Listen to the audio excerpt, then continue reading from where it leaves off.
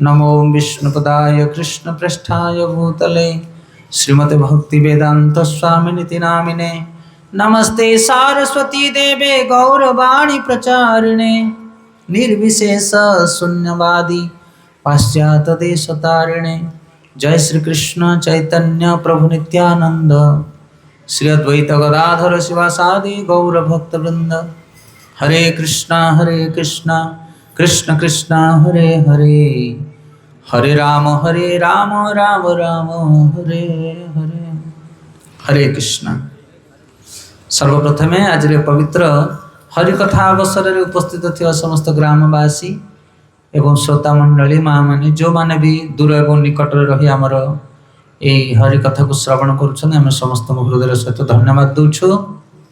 एवं बरदा माली साहिर ये जो आमर मेंबर्स माने जो मान द्वारा प्रति मासरे आम ये प्रोग्राम व्यवस्था करुँ समस्त सेवाकारी भाई माने साहाय्यकारी भाई माने समस्त आम हृदय सहित धन्यवाद दूछु। जगन्नाथ को प्रार्थना करुँ महाप्रभु आपण मान कृपा करंतु, आपणकर प्रचेष्टा साफल्य मंडित हो। आपण गाँव में प्रति मासरे जो भली भाव में सत्संग कार्यक्रम होछि भगवान करंतु ए सत्संग कार्यक्रम धारावाहिक हेउ एवं यही कथा को श्रवण करी ग्रामर अधिवासी माने सेमानक हृदय से मन रे भगवान भक्ति जागृत हो। गौर प्रेमानंदे। तो आपण मैंने जानी आज एक बहुत पवित्र दिन, अनेक गुड़िए पवित्र तिथिर समागम होछि आज। जमिति कहा जाए सत्संग रे साधु संग रे आमे जेतले उपवेशन करू सेतेबेले आमे अनेक गुड़िए सब ज्ञान जानू, गुप्त रहस्य ज्ञान। तो आज होछि एक अपूर्व तिथि। आज होछि पाणीहाटी रे चूड़ा दही महोत्सव। ए कथा आपण माने आगुर के सुनिथिले कि चूड़ा दही महोत्सव माने कौन? ये तो फर्स्ट टाइम आमे सुनुछु। अच्छा, चैतन्य महाप्रभु जानछन समस्ते? चैतन्य महाप्रभु जानछन आमे प्राय? चैतन्य महाप्रभु होचंदी किए? भगवान कृष्ण स्वयं। आउ से कली जुग रे आसने राधा भाव को अंगीकार करी राधा रानी हृदय को धारण करी भगवान कृष्ण आसीछंती। सेति पय तांकर रूपटा कोन हो जाईची? गोरा रूप हो जाईची। कृष्ण सबले कला ना। आपण रामचंद्र रूप देखो श्यामल वर्ण, भगवान कृष्ण वर्ण श्यामल वर्ण, भगवान जेते अवतार सब श्यामल वर्ण मेघ वर्ण, किंतु चैतन्य महाप्रभु पूरा गोरा तप्त कांचन गौरांगी आउटा सुना भलिया तांकर रूप। कौन पाई? कारण भगवान कृष्ण राधा रानी भाव को धारण कर कली जुग राधा भाव अंगीकार कर। जमीती गोटे पुरुष लोक को जदि कह तुम टे स्त्री अभिनय कर ताहले से कौन कर? पूरा स्त्री एक्टिंग करा पड़ो कि नहीं? जो स्त्री अलंकार आभूषण मेकअप हो पूरा बाहर पड़ो। से भगवान कृष्ण राधा रानी भावना को हृदय धारण कर रूपटा पूरा गौर वर्ण हो जाइए। आउ भगवान कृष्ण जिते आसी राधा रानी भाव को अंगीकार करी सेते राधा रानी जिते सखी मैंने सब अच्छा से चैतन्य महाप्रभु सहित आविर्भाव होती। ये जो आम चैतन्य महाप्रभु पाखे जो षढ़ गोस्वामी मानक देखुचे महाप्रभु पाखापाखि जो रोचंदी जमीती गदाधर पंडित, श्रीभाष ठाकुर, अद्वैत आचार्य एमाने सब होचंदी राधा रानी निज लोक। एमाने कली जुग सब पुरुष अवतार को धारण करी आसछंदी। तो से भली भाव में ये चैतन्य महाप्रभुଙ୍କର जड़े पार्षद थे ना हूँ रघुनाथ दास गोस्वामी। कौन तांका ना? रघुनाथ दास गोस्वामी। ये षढ़ गोस्वामी मान भर से जड़े शुणी नाटा नाई रघुनाथ। रूप रघुनाथ पदे हईब आकुति, रूप रघुनाथ पदे हईब आकुति, कबे आम बुझाब से जुगल पीरती, कबे आम बुझाब से जुगल पीरती, रूप रघुनाथ पदे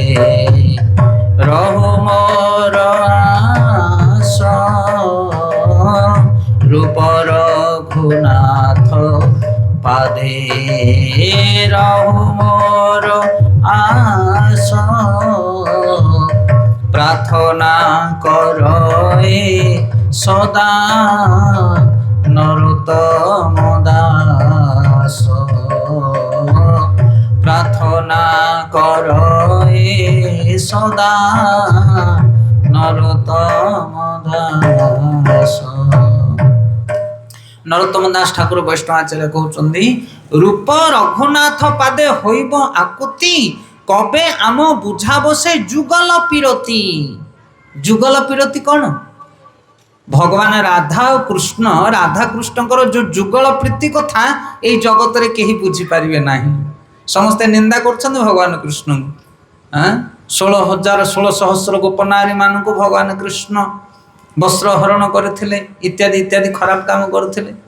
ରାଧାରାଣୀଙ୍କ ସହିତ ବୁଲୁଥିଲେ, ରାଧାକୁ ତ ବିବାହ କରୁନାହାନ୍ତି କୃଷ୍ଣ, ବିବାହ କରୁଛନ୍ତି ଭାଣ୍ଡିରୀ ବନରେ। ଆପଣ ଯଦି ଯିବେ ବୃନ୍ଦାବନରେ ଗୋଟେ ବନ ଅଛି ଭାଣ୍ଡିରୀ ବନ, ସେଠି ଅଛି ସ୍ଥାନ, ବ୍ରହ୍ମାଜୀ ବିବାହ କରୁଥିଲେ ଭଗବାନ କୃଷ୍ଣ। କିନ୍ତୁ ବାହ୍ୟ ଲୋକ ଆଲୋଚନାରେ ଏମିତି କୁହାଯାଉଛି, କ'ଣ ପାଇଁ? ସେ ତ ମାଇଁ ହେବେ, ତାଙ୍କର ପ୍ରୀତିକି କେହି ବୁଝିପାରନ୍ତି ନାହିଁ। ଯୁଗଲ ପିରତି, ରାଧାରାଣୀ ଏବଂ କୃଷ୍ଣଙ୍କ ଭିତରେ ଯେଉଁ ପ୍ରୀତି ରହିଛି ତାକୁ ଏ ଜଗତରେ କେହି ବୁଝିପାରିବେ ନାହିଁ। ସେ ବହୁତ ଗହନ କଥା, ଆମ ମୁଣ୍ଡ କାମ କରିବ ନାହିଁ। ଆମେ ଉଦାହରଣ ତ ଭୌତିକ ଉଦାହରଣ, ଗୋଟେ ଦ୍ୱିତୀୟ ତୃତୀୟ କ୍ଲାସର ଗୋଟେ ପିଲାକୁ ଯଦି ପଚାରିବ, କହ ବାପାରେ 5ରୁ 5 ଗଲେ କେତେ? ନା 5ରୁ 5 ଗଲେ 0, 5ରୁ 4 ଗଲେ 1, 5ରୁ 3 ଗଲେ 2, ଆଚ୍ଛା 5ରୁ 10 ଗଲେ ଯିବନି, 5ରୁ 10 ଯିବନି, ଗଣିତ ଭୁଲ। କିନ୍ତୁ ଯଦି ଗୋଟେ ଅଷ୍ଟମ ନବମ କ୍ଲାସ ପିଲାକୁ ପଚାରିବା 5ରୁ 10 ଗଲେ କେତେ? 5 - 10 = -5, ମାନେ ବୀଜ ଗଣିତ ଲାଗିଯିବ। କ'ଣ ବୁଝିପାରୁଛନ୍ତି ଗାଁ କଥା? ସେଥିପାଇଁ ସେଇ ରେଞ୍ଜ ଉପରକୁ ଗଲା ପରେ ସେଇ ଗଣିତ ଜଣେ ବୁଝିପାରିବ, ତା ତଳ ଲେବୁଲରେ ସେ ବୁଝିପାରିବ ନାହିଁ। ସେଥିପାଇଁ ଆମେମାନେ ଯେଉଁ ଚେତନାରେ ଅଛି, ଯେଉଁ ଭୌତିକ ସ୍ତରରେ ଅଛେ, ଏଇ ଶରୀରକୁ ଆମର ବୋଲି କହୁଛେ, ଜମି ବାଡ଼ି ଘର ଦ୍ୱାର ପିଲା ଛୁଆ ସଂସାର ଭିତରେ ବୁଡ଼ିକି ଅଛେ, ଆମେ ସେ ଦିବ୍ୟ ପ୍ରେମ ବିଷୟରେ ବୁଝିପାରିବା ନାହିଁ ଯେତେ କହିଲେ ମଧ୍ୟ। ପଞ୍ଚମ କ୍ଲାସର ପିଲାକୁ ଗୋଳେଇକି ଫେଣ୍ଟିକି ପିଇଲେ ମଧ୍ୟ ସେ ବୁଝିପାରିବ ନାହିଁ, କାରଣ ବୀଜ ଗଣିତ ବିଷୟରେ ତାକୁ ଜଣା ନାହିଁ। ସେ 100% କହିବ ଗଣିତ ଭୁଲ। କ'ଣ ବୁଝିପାରିଲେ କାହା କଥା? ସେଥିପାଇଁ ରୂପ ରଘୁନାଥ ପାଦେ ହୋଇବ ଆକୁତି, କବେ ଆମେ ବୁଝାବ ସେ ଯୁଗଳ ପିରତି। ରାଧାରାଣୀ ଓ କୃଷ୍ଣଙ୍କ ଭିତରେ ଯେଉଁ ଯୁଗଳ ପ୍ରୀତି କଥା, ଯେତେବେଳେ ରୂପ ଗୋସ୍ୱାମୀ ସନାତନ ଗୋସ୍ୱାମୀଙ୍କ ଭଳି ମହାନ ମହାନ ଆଚାର୍ଯ୍ୟମାନେ ଆମକୁ କୃପା କରିବେ, ତାହେଲେ ଯାଇକି ଆମେ ତାକୁ ଭେଦ କରିପାରିବା, ବୁଝିପାରିବା। ତେଣୁ ରୂପ ରଘୁନାଥ ପାଦେ ସଦା ମୋର ଆସ, ପ୍ରାର୍ଥନା କର ଏ ସଦା ନରୋତ୍ତମ ଦାସ। ନରୋତ୍ତମ ଦାସ କହୁଛନ୍ତି, ସେ ବୈଷ୍ଣବ ଆଚାର୍ଯ୍ୟ ଗୋସ୍ୱାମୀ ମାନଙ୍କର ଚରଣକୁ ଆମେ ବନ୍ଦନା କରୁଛୁ, ଯାହାଫଳରେ ଆମେ ରାଧାକୃଷ୍ଣଙ୍କର ପ୍ରୀତି ବିଷୟରେ ବୁଝିପାରିବୁ, ନହେଲେ ସେ ଗହନ କଥା ବୁଝି ହେବ ନାହିଁ। ଭଗବତ ତତ୍ତ୍ୱ ବଡ଼ ଗହନ, ବ୍ରହ୍ମା ଶିବ ଆଦି ଦେବତା ମାନେ ଭେଦ କରିପାରନ୍ତି ନାହିଁ। ଯଦି ରାସଲୀଳା ଖରାପ ହେଇଥାନ୍ତା, ରାଧାକୃଷ୍ଣ ଗୋପୀମାନଙ୍କ ସହିତ ରାସ ନୃତ୍ୟ ଯଦି ଖରାପ ହେଇଥାନ୍ତା, ତାହେଲେ ଲକ୍ଷ୍ମୀ ସେଠିକି ଯାଇନଥାନ୍ତେ। ଲକ୍ଷ୍ମୀ ଯାଇକି ତପସ୍ୟା କରୁଛନ୍ତି ବୃନ୍ଦାବନରେ, ମୁଁ ରାସ ନୃତ୍ୟ ଭିତରେ ପ୍ରବେଶ କରିବି, କିନ୍ତୁ ତାଙ୍କୁ ଛାଡ଼ା ଯାଉନି ଭିତରକୁ, ପରମିଶନ ନାହିଁ ଏ ଭିତରକୁ। ବିଲ୍ୱ ବନରେ ତପସ୍ୟା କରୁଛନ୍ତି ଲକ୍ଷ୍ମୀ ସାନ୍ତାଣୀ, ଆପଣ ଗଲେ ଦେଖିବେ ବୃନ୍ଦାବନରେ ବି ସେ ସ୍ଥାନ ଅଛି। ଶିବଜୀ ପ୍ରାର୍ଥନା କରୁଛନ୍ତି ପଶିବା ପାଇଁ ତା ଭିତରେ, କ'ଣ ପାଇଁ? ସେ କ'ଣ ଖରାପ ସ୍ଥାନ? ତ ସେଥିପାଇଁ ଆଚାର୍ଯ୍ୟମାନେ କହୁଛନ୍ତି, ଏ ରଘୁନାଥ ଦାସ ଗୋସ୍ୱାମୀ, ରୂପ ଗୋସ୍ୱାମୀ, ଏମାନେ ହେଉଛନ୍ତି ଚୈତନ୍ୟ ମହାପ୍ରଭୁଙ୍କର ନିଜ ଲୋକ, ରାଧାରାଣୀଙ୍କର ଅତି ପାଖ ଲୋକ। ଆଉ ଏମାନଙ୍କର କୃପା ଯେତେବେଳେ ହେବ, ସେତେବେଳେ ଆମେ ରାଧାକୃଷ୍ଣଙ୍କର ସେବା, ତାଙ୍କର କୃପା ପାଇପାରିବା। ତେଣୁ ଆଜି ରଘୁନାଥ ଦାସ ଗୋସ୍ୱାମୀଙ୍କ ବିଷୟରେ ଆମେ ଶୁଣିବା। ସେ ଜଣେ ମହାନ ଆଚାର୍ଯ୍ୟ। ରଘୁନାଥ ଦାସ ଗୋସ୍ୱାମୀ ବାପା ଆଉ ବଡ଼ ବାପା, ତାଙ୍କେ 2 ଜଣ ଥାନ୍ତି ଜମିଦାର ଲୋକ, ବହୁତ ବଡ଼ ସେଠ ଲୋକ। ଆଉ ତାଙ୍କର ଗୋଟିଏ ବୋଲି ପୁଅ ହେଉଛନ୍ତି ରଘୁନାଥ ଦାସ ଗୋସ୍ୱାମୀ। ରୂପ କନ୍ଦର୍ପ କୋଟି ଜିଣି ତାଙ୍କର ରୂପ, ବହୁତ ସୁନ୍ଦର, ଅତି ସୁନ୍ଦର, ରାଜପୁତ୍ର ଭଳିଆ ତାଙ୍କର ରୂପ। ଥରେ ତାଙ୍କରି ଗାଁକୁ ଆସିଥାନ୍ତି ହରିଦାସ ଠାକୁର, ହରିନାମ କୀର୍ତ୍ତନ କରି କରି ବୁଲୁଥାନ୍ତି। ହରେ କୃଷ୍ଣ କୃଷ୍ଣ କୃଷ୍ଣ ହରେ ହରେ, ହରେ ରାମ ରାମ ରାମ ହରେ ହରେ। ହରିଦାସ ଠାକୁର ଯାହାକୁ ଦେଖନ୍ତି ଚୈତନ୍ୟ ମହାପ୍ରଭୁଙ୍କ ବିଷୟରେ କହନ୍ତି, ଆରେ କଳିଯୁଗରେ ଚୈତନ୍ୟ ମହାପ୍ରଭୁ ଆସିଛନ୍ତି ହରିନାମ ନେଇ, ତୁମେ ହରିନାମ କର, ହରିନାମ କଲେ ତୁମ ଚିତ୍ତ ବୃତ୍ତି ଶୁଦ୍ଧ ହେଇଯିବ, କାମ କ୍ରୋଧ ଲୋଭ ମୋହ ସବୁ କିଛି ନଷ୍ଟ ହେଇଯିବ, ତୁମେ ପବିତ୍ର ହେଇଯିବ। କଳିଯୁଗରେ ନାମ ହେଉଛି ଏକମାତ୍ର ସାର, ଚୈତନ୍ୟ ମହାପ୍ରଭୁ କୃଷ୍ଣଙ୍କର ଅବତାର, ତାଙ୍କୁ ଗ୍ରହଣ କର ଜୀବନରେ, ନହେଲେ ଜୀବନ ନାରଖାର ହେଇଯିବ। জীবনের কষ্ট পাইব, দণ্ড পাইব। একথা রঘুনাথ শুଣିলে। রঘুনাଥ ଗୋସ୍ୱାମୀ ବାଳକ ବୟସରୁ ତାଙ୍କର ମତି ବହୁତ ଶାନ୍ତ, ଏଇ ସାଧାରଣ ବାଳକ ଭଳିଆ ସେ ନଥିଲେ। ରଘୁନାଥ ଯେତେବେଳେ ଶୁଣିଲେ ହରିଦାସ ଠାକୁରଙ୍କ ଠାରୁ ହରିନାମ ବିଷୟରେ, ସେ ହରିନାମ କରିବା ଆରମ୍ଭ କଲେ। କାରଣ ବୁଦ୍ଧିମାନ ଲୋକ ଯେଉଁମାନେ, ସେମାନେ ଭଲ ଜିନିଷକୁ ସାଙ୍ଗେ ସାଙ୍ଗେ ଗ୍ରହଣ କରନ୍ତି ଆଉ ଖରାପ ଜିନିଷକୁ ବିଳମ୍ବରେ ଛାଡ଼ି ଦିଅନ୍ତି। କିନ୍ତୁ ଯେଉଁମାନେ ଖରାପ ଲୋକ, ନିର୍ବୁଦ୍ଧିଆ ଲୋକ, ସେମାନେ ଖରାପ କାମଟାକୁ ଆଗେ କରିବେ ଆଉ ଭଲ କାମଟା ପଛକୁ ଥୋଇ ଦେଇଥିବେ। ହରିନାମ କର, ହଉ ଦେଖିଆ ସମୟ ହେଲେ। ଆଇ କେବେ ଦେଖିବ? ରାବଣ ଭଳିଆ ଦେଖିଆ ଦେଖିଆ କହି କହି ପ୍ରାଣ ଚାଲିଯିବ। ଆଉ ମନ୍ଦ କାମଟାକୁ ଆଗେ କରିବ। ଶୂର୍ପଣଖା ଆସି କହୁଛି ରାବଣକୁ, କହୁଛି ଭାଇ ଗୋଟେ ସୁନ୍ଦର ନାରୀକୁ ମୁଁ ଦେଖିଛି ଜଙ୍ଗଲ ଭିତରେ ବୁଲୁଛି, ତା ଭଳିଆ ନାରୀ ଏ ଜଗତରେ କେହି ନାହିଁ। ତତେ ଭାରି ଫିଟ୍ ହବ ରାଣୀ ଅନ୍ତପୁରରେ ତାକୁ ରଖିଲେ, ତୋ ଭଳିଆ ରାଜା କିଏ ରହିବେନି। ଏ କଥା ଶୁଣିଲା ମାତ୍ରେ ରାବଣ କହିଲା ସାଙ୍ଗେ ସାଙ୍ଗେ ବାହାରିବି, ଅପହରଣ କରିକି ଆଣିବି ସେ ସୀତାକୁ। ଖରାପ କାମଟା ସାଙ୍ଗେ ସାଙ୍ଗେ ଆମେ କରୁଛେ କି ନାଇଁ? ଚାଷ ଖେଳିଆ ଚାଲୁନ, ହଁ ଚାଲୁନ ସାଙ୍ଗେ ସାଙ୍ଗେ। ନଦୀ ଆଡ଼େ ପଳେଇବା, ଟିକେ ନା ଗୋଷ ପକେଇକି ଆସିବା, ଚାଲ ଏବେ ପାଗ ଭଲ ହେଇଛି। ଖରାପ କାମ ପାଇଁ କେହି ପଛ ଘୁଞ୍ଚା ଦିଅନ୍ତି ନାହିଁ, ଫଟାଫଟ ବାହାରି ଯାଆନ୍ତି। ହରିନାମ କରିବା, ଭାଗବତ କଥା କରିବା, ପ୍ରବଚନ କରିବା, ତମେ ଚାଲ ଆମେ ଯାଉଛୁ। ଆଉ କିଏ ଗଲା ପଛକୁ ଅନେଇଲା ସବୁ ନଥିବ କିଏ। ସେତେ ଏ ଯୋଉ ରଘୁନାଥ ଦାସ ଗୋସ୍ୱାମୀ ମହାବୁଦ୍ଧିମାନ ଥିଲେ, ଏତେ ବଡ଼ ଧନୀ ଘରର ପୁଅ ଇଏ। ଚୈତନ୍ୟ ଚରିତାମୃତ ଆଜି ମୁଁ ପଢ଼ୁଥିଲି, ସେଥିରେ ବର୍ଣ୍ଣନା କରାଯାଇଛି ସେମାନଙ୍କର ରାଜରାଜଡ଼ା ସମୟରେ ସବୁ କ'ଣ କରନ୍ତି, ରାଜକୋଷକୁ ସବୁ ଇଏ କରାଯାଏ ନା, ସବୁ କ'ଣ କୁହାଯାଏ ସେଟାକୁ, ଅସୁଲ କରନ୍ତି ଯେଉଁ, ଟ୍ୟାକ୍ସ କର ସବୁ ସଂଗ୍ରହ କରନ୍ତି। ରାଜ କର ଯେଉଁ ସଂଗ୍ରହ କରାହେଉଛନ୍ତି, ଇଏ ଯେଉଁ ରଘୁନାଥ ଦାସ ଗୋସ୍ୱାମୀଙ୍କର ବାପା, ବଡ଼ ବାପା, ଏମାନେ କର ଆଦାୟ କରନ୍ତି ଆଉ ରାଜାଙ୍କୁ କ'ଣ କରନ୍ତି, ପେ କରନ୍ତି। ସେଇଟା ଖଜଣା କୁହାଯାଏ। 20 ଲକ୍ଷ ସ୍ୱର୍ଣ୍ଣ ମୁଦ୍ରା ବାର୍ଷିକ କେତେ ହୁଏ ତାଙ୍କର? 20 ଲକ୍ଷ ସ୍ୱର୍ଣ୍ଣ ମୁଦ୍ରା ସେମାନେ କଲେକ୍ସନ କରନ୍ତି ଆଉ 5 ଲକ୍ଷ ସ୍ୱର୍ଣ୍ଣ ମୁଦ୍ରା ରଖନ୍ତି, 15 ଲକ୍ଷ ସ୍ୱର୍ଣ୍ଣ ମୁଦ୍ରା ରାଜାଙ୍କୁ ଦିଅନ୍ତି। କିନ୍ତୁ ଇଏ କ'ଣ କରନ୍ତି, ତାଙ୍କର ବଡ଼ ବାପା ଯିଏ, ସେ ଭାରି ଚାଲାକ ଲୋକ। ସେ 5 ଲକ୍ଷ ନ ରଖିକି 8 ଲକ୍ଷ ରଖିଦିଅନ୍ତି ଆଉ 12 ଲକ୍ଷ ଦିଅନ୍ତି କାହାକୁ? ରାଜାଙ୍କୁ ଦିଅନ୍ତି। 12 ଲକ୍ଷ ସ୍ୱର୍ଣ୍ଣ ମୁଦ୍ରା, 8 ଲକ୍ଷ ସ୍ୱର୍ଣ୍ଣ ମୁଦ୍ରା। ଏବେ ତ ଗୋଟେ ସ୍ୱର୍ଣ୍ଣ ମୁଦ୍ରା କାହା ଘରେ ମିଳିବନି। ବିଚାର କରନ୍ତୁ, ଏତେ ତାଙ୍କର ଅମଳ, ଏତେ ଧନ୍ୟାଢ଼ ପରିବାର ସେମାନେ।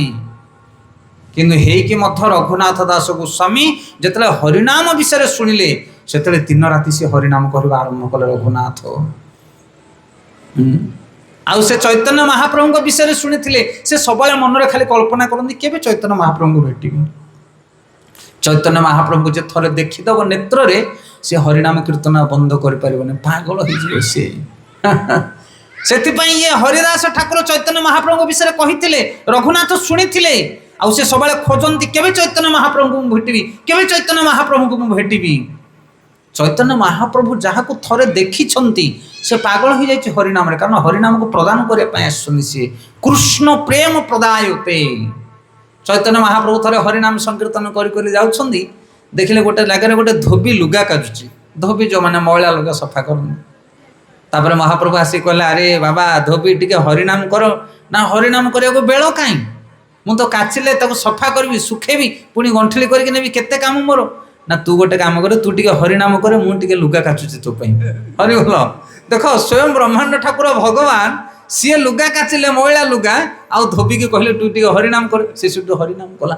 ହରିନାମ କଲା ମାନେ ଏମିତି ହରିନାମ କଲା, ଉଦଣ୍ଡ ନୃତ୍ୟ କଲା, କାରଣ ମହାପ୍ରଭୁଙ୍କର କୃପା ହେଲା ତାକୁ। ତାପରେ ଚୈତନ୍ୟ ମହାପ୍ରଭୁ ସେଠାରୁ ଅଲଗା ଜାଗାକୁ ଚାଲିଗଲେ। ଇଏ କୀର୍ତ୍ତନ କରିବାରେ ଭୋଳ, ଆଉ ଲୁଗା କାଚି ପାରିଲାନି। ଇଏ ତା ସ୍ତ୍ରୀ ଆସିଲା ସେଠୁ, କହିଲା କ'ଣ ଖରା ବେଳ ହେଲାଣି, ମୋ ସ୍ୱାମୀ ଏପର୍ଯ୍ୟନ୍ତ ଆସିନି। ଗଲା ଆସିବୁ, ସେ ଆଉ ଲୁଗାପଟା ନ କାଚି ସେ ଖାଲି ନୃତ୍ୟ କରୁଛି, ହରିନାମ କୀର୍ତ୍ତନ କରୁଛି। ସେ ଦୌଡ଼ି ଆସିଲା, ତା ସ୍ତ୍ରୀ ଗାଁ ଲୋକକୁ ଡାକି ନେଲା, କହିଲା ତାକୁ ଭୂତ ଲାଗିଯାଇଛି। ନଦୀ ପଠାରେ ଭୂତ ଥିଲା, ମୋ ସ୍ୱାମୀକୁ ଭୂତ ଗ୍ରାସ କରିଛି, ସେ ଖାଲି ପାଗଳ ହେଇକି ଡେଉଁଛି। ଗାଁର ଭଦ୍ର ଲୋକ, ବଡ଼ ବଡ଼ିଆ ଲୋକ, ବଳଶାଳିଆ ଲୋକମାନେ ଗଲେ, କହିଲେ ଦେଖିଆ କେମିତି ଭୂତ ଲାଗିଛି। ପ୍ରଥମେ ଗୋଟେ ବଳୁଆ ଲୋକ ଯାଇକି ତାକୁ ଚାପିକି ଧରି ପକେଇଲା। କାହାକୁ? ଇଏ ଯେଉଁ ଡେଉଁଥିଲା ଧୋବି, ଇଏ ଯିଏ ଧରିଲେ ତାକୁ ସିଏ ମଧ୍ୟ ଡେଇଁଲା ହରିନାମ କରିକି। ହରିବୋଲ। ତାପରେ ଯିଏ ତା ପାଖକୁ ଗଲା, ଛୁଇଁବା ମାତ୍ରକେ କରେଣ୍ଟ ଛୁଇଁଲା ଭଳିଆ ଯିଏ ଯାହାକୁ ଛୁଇଁଲେ ସବୁ ସେଠି ପାଗଳ ହେଇକି ନାଚ କଲେ। ହରିନାମ କୀର୍ତ୍ତନର ପ୍ରଭାବ ଏତେ। ଏବେ ରଥଯାତ୍ରା ଆସୁଛି, ଆପଣମାନେ ଯିବେ ପୁରୀ ଧାମ, ସେଠି ଦେଖିବେ କ'ଣ ନୃତ୍ୟ ହେଉଛି। रथ ठेला ठेले पशिया दरकार नहीं, रथटू हाफ किलोमीटर आगू को पलैबे देखिए गौड़ीय वैष्णव इस्कन भक्त मैंने कीर्तन करुवे, पागल हो जाऊे कीर्तन करी। आउ ता भितर जी पशिब मद नाक जाए पीते लोक डेइबे ता भितर। हरि बोल। हाँ जिते पाषांडी हो जी हरिनाम को ग्रहण करूनी, निंदा करुच्चे वैष्णव मान को मानुनी, जे जगन्नाथ को पसंद करनी, तथापि से सब डेउथिबे। कारण महाप्रभुंर कीर्तन एते पावरफुल जे जी देखिए से पागल भाया नृत्य कर। से हरिदास सब कीर्तन करती आ महाप्रभु को झुरती। केवे मुझे चैतन्य महाप्रभु को देखिए नेत्र रे। तो चैतन्य महाप्रभु जो वृंदावन जाते शांतिपुर अद्वैत आचार्य घर से खबर पाइले जो सी गले किए रघुनाथ दास गोस्वामी गले। हाँ ता पूर्व घटना टी बाकी रही जाऊँगी। रघुनाथ दास गोस्वामी जो दिन राति हरिनाम करती चैतन्य महाप्रभु हृदय स्मरण करती केवे से दिन आस महाप्रभु को देखी। ये दुईटा बाप बड़ा बाप जो था मुंडे चिंता रे गोटे बोले तो पुआ आमर राजकुमार भाया ये कौन स्टाइल ना कि रंग ना कि ढंग ना खाली हरिनाम करुच्ची। चैतन्य महाप्रभु खोजुचे आम वंश किए संभाल ये तो अधा पागल हो गला। चिंता है से विचार कर गोटे सुंदर बोहूटे बाहा करदे। आ वर्णना करा चैतन्य चरितामृत कि स्वर्गर अपसरी भाया अति सुंदर थिला सी ता स्त्री, किंतु ताहा प्रति तार रुचि नथिला, मन नथिला। राति अधरे सनातन गोस्वामी ए रघुनाथ गोस्वामी राति अधरे उठिकी चलिए एमाने सब अनै थिबारे कुआडे गला रघुनाथ देखला सब भूत चलला हले चलिकी जाउथिबे ताकू भिड़िकी आनिबे। दुई बापा बड़ा बापा चिंता करछन्ती केमिति कोन करिया ए पुओ को ता अटके होनी, ताकू बांधी दबा ना रे किए बांधिबो ताकू जे कृष्ण प्रेम रे बंधा ताकू को रस्सी पघा लगी कि तमे बांधिबो से ताकू बांधी हबो नाही, केते जगिबो ताकू तमे। यही भाव में धन संपत्ति दौलत सुंदर नारी सबकि थिले रघुनाथ गोस्वामी पाखे, कि से सर्वदा हरिनाम करती आउ सब स्वप्न देखती केवे चैतन्य महाप्रभु को मुझे भेटी। कली जुगे भगवान चैतन्य महाप्रभु आसते शांतिपुर चैतन्य महाप्रभु आसते खबर पाइले ये रघुनाथ दास गोस्वामी जाकि पहुँचले। चैतन्य महाप्रभु को कहते रघुनाथ कहते प्रभु आ संसार जंजाल मत लोड़ा ना, ये धन संपत्ति मत लोड़ा ना, मुझे आपण सांगे पलि जी। हरि बोल। आमर ए यूट्यूब रे सब आम जो वीडियो छाड़ुचु अनेक अनेक भक्त मैंने सब अनेक लोक मैंने सब कमेंट कर आज्ञा आपण को आम गुरु भाव में ग्रहण करूँ, आपण आमको उपदेश दिंतु, आपण को आम कौटी मिसबू आम जावाई चाहूँ। मुझे कमेंट करे आपण एत दूर आसा दरकार ना कि आम तुम गुरु नुह, तुम्हें भगवान का नाम जप कर, भगवान तुम पाखु गुरु पठेबे, छानिया हवा दरकार नहीं। से हरिनाम कर, शुद्धपुक्त भाव में शास्त्र अध्ययन कर, नियम को पालन कर, गुरु तुम पाख आपणा छाए भगवान पठेदेवे। कृष्ण कृपा कले गुरु मिलती, गुरु कृपा कले कृष्ण मिलती, से कृष्ण नाम नियो। चैतन्य महाप्रभु कहते रघुनाथ दास गोस्वामी को कहते अरे अपसरी भाया सुंदरी नारीटी अच्छी तुम घरे, बाप बड़ा बापांकर अचलाचल संपत्ति, ये धन छाड़ी यौवन बयस गोटे युवती नारी को छाड़ी तू कुआड़े जीवु, ये वैष्णवता नुह ना। ताले मु कौन करी? महाप्रभु कहले मर्कट वैराग्य ना कर लोक देखाइया, यथाशक्ति विषय भुंज अनासक्त हुआ। ये बहुत बड़ गहन कथा आज्ञा।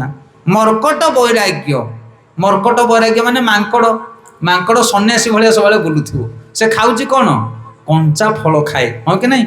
ता भाया शाकाहारी जगत रे कहीं ना।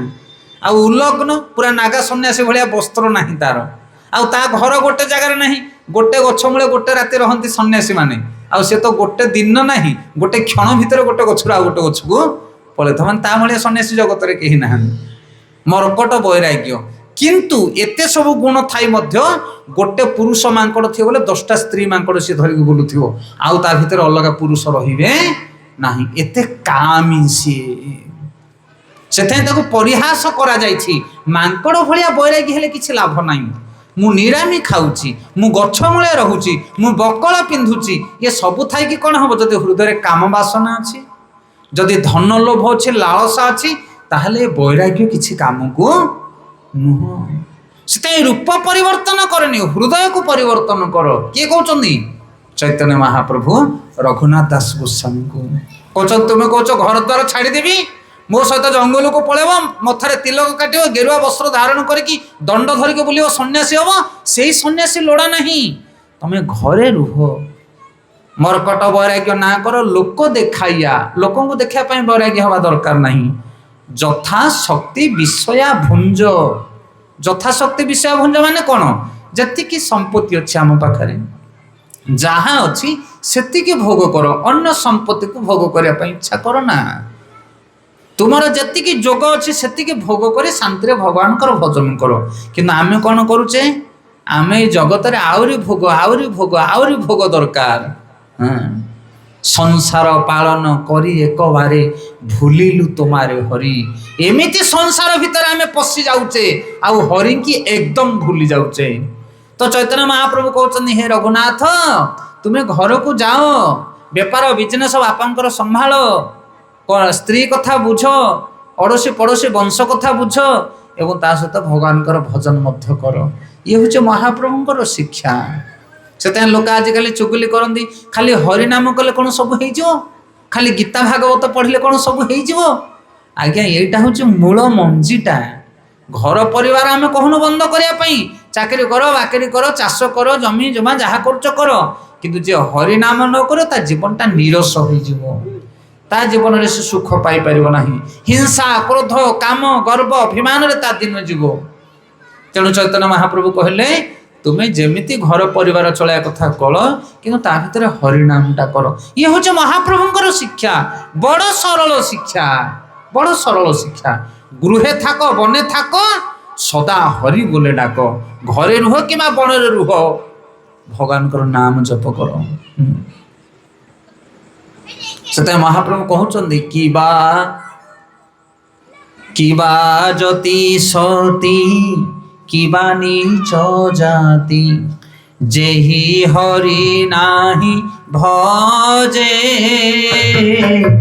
किबा जति सती किबा नीच जाति जेहि हरि नाही भजे भवे जनमिया भ्रमिया भ्रमिया भवे जनमिया भ्रमिया भ्रमिया रौरव नरके मजे आहा रौरव नरके मजे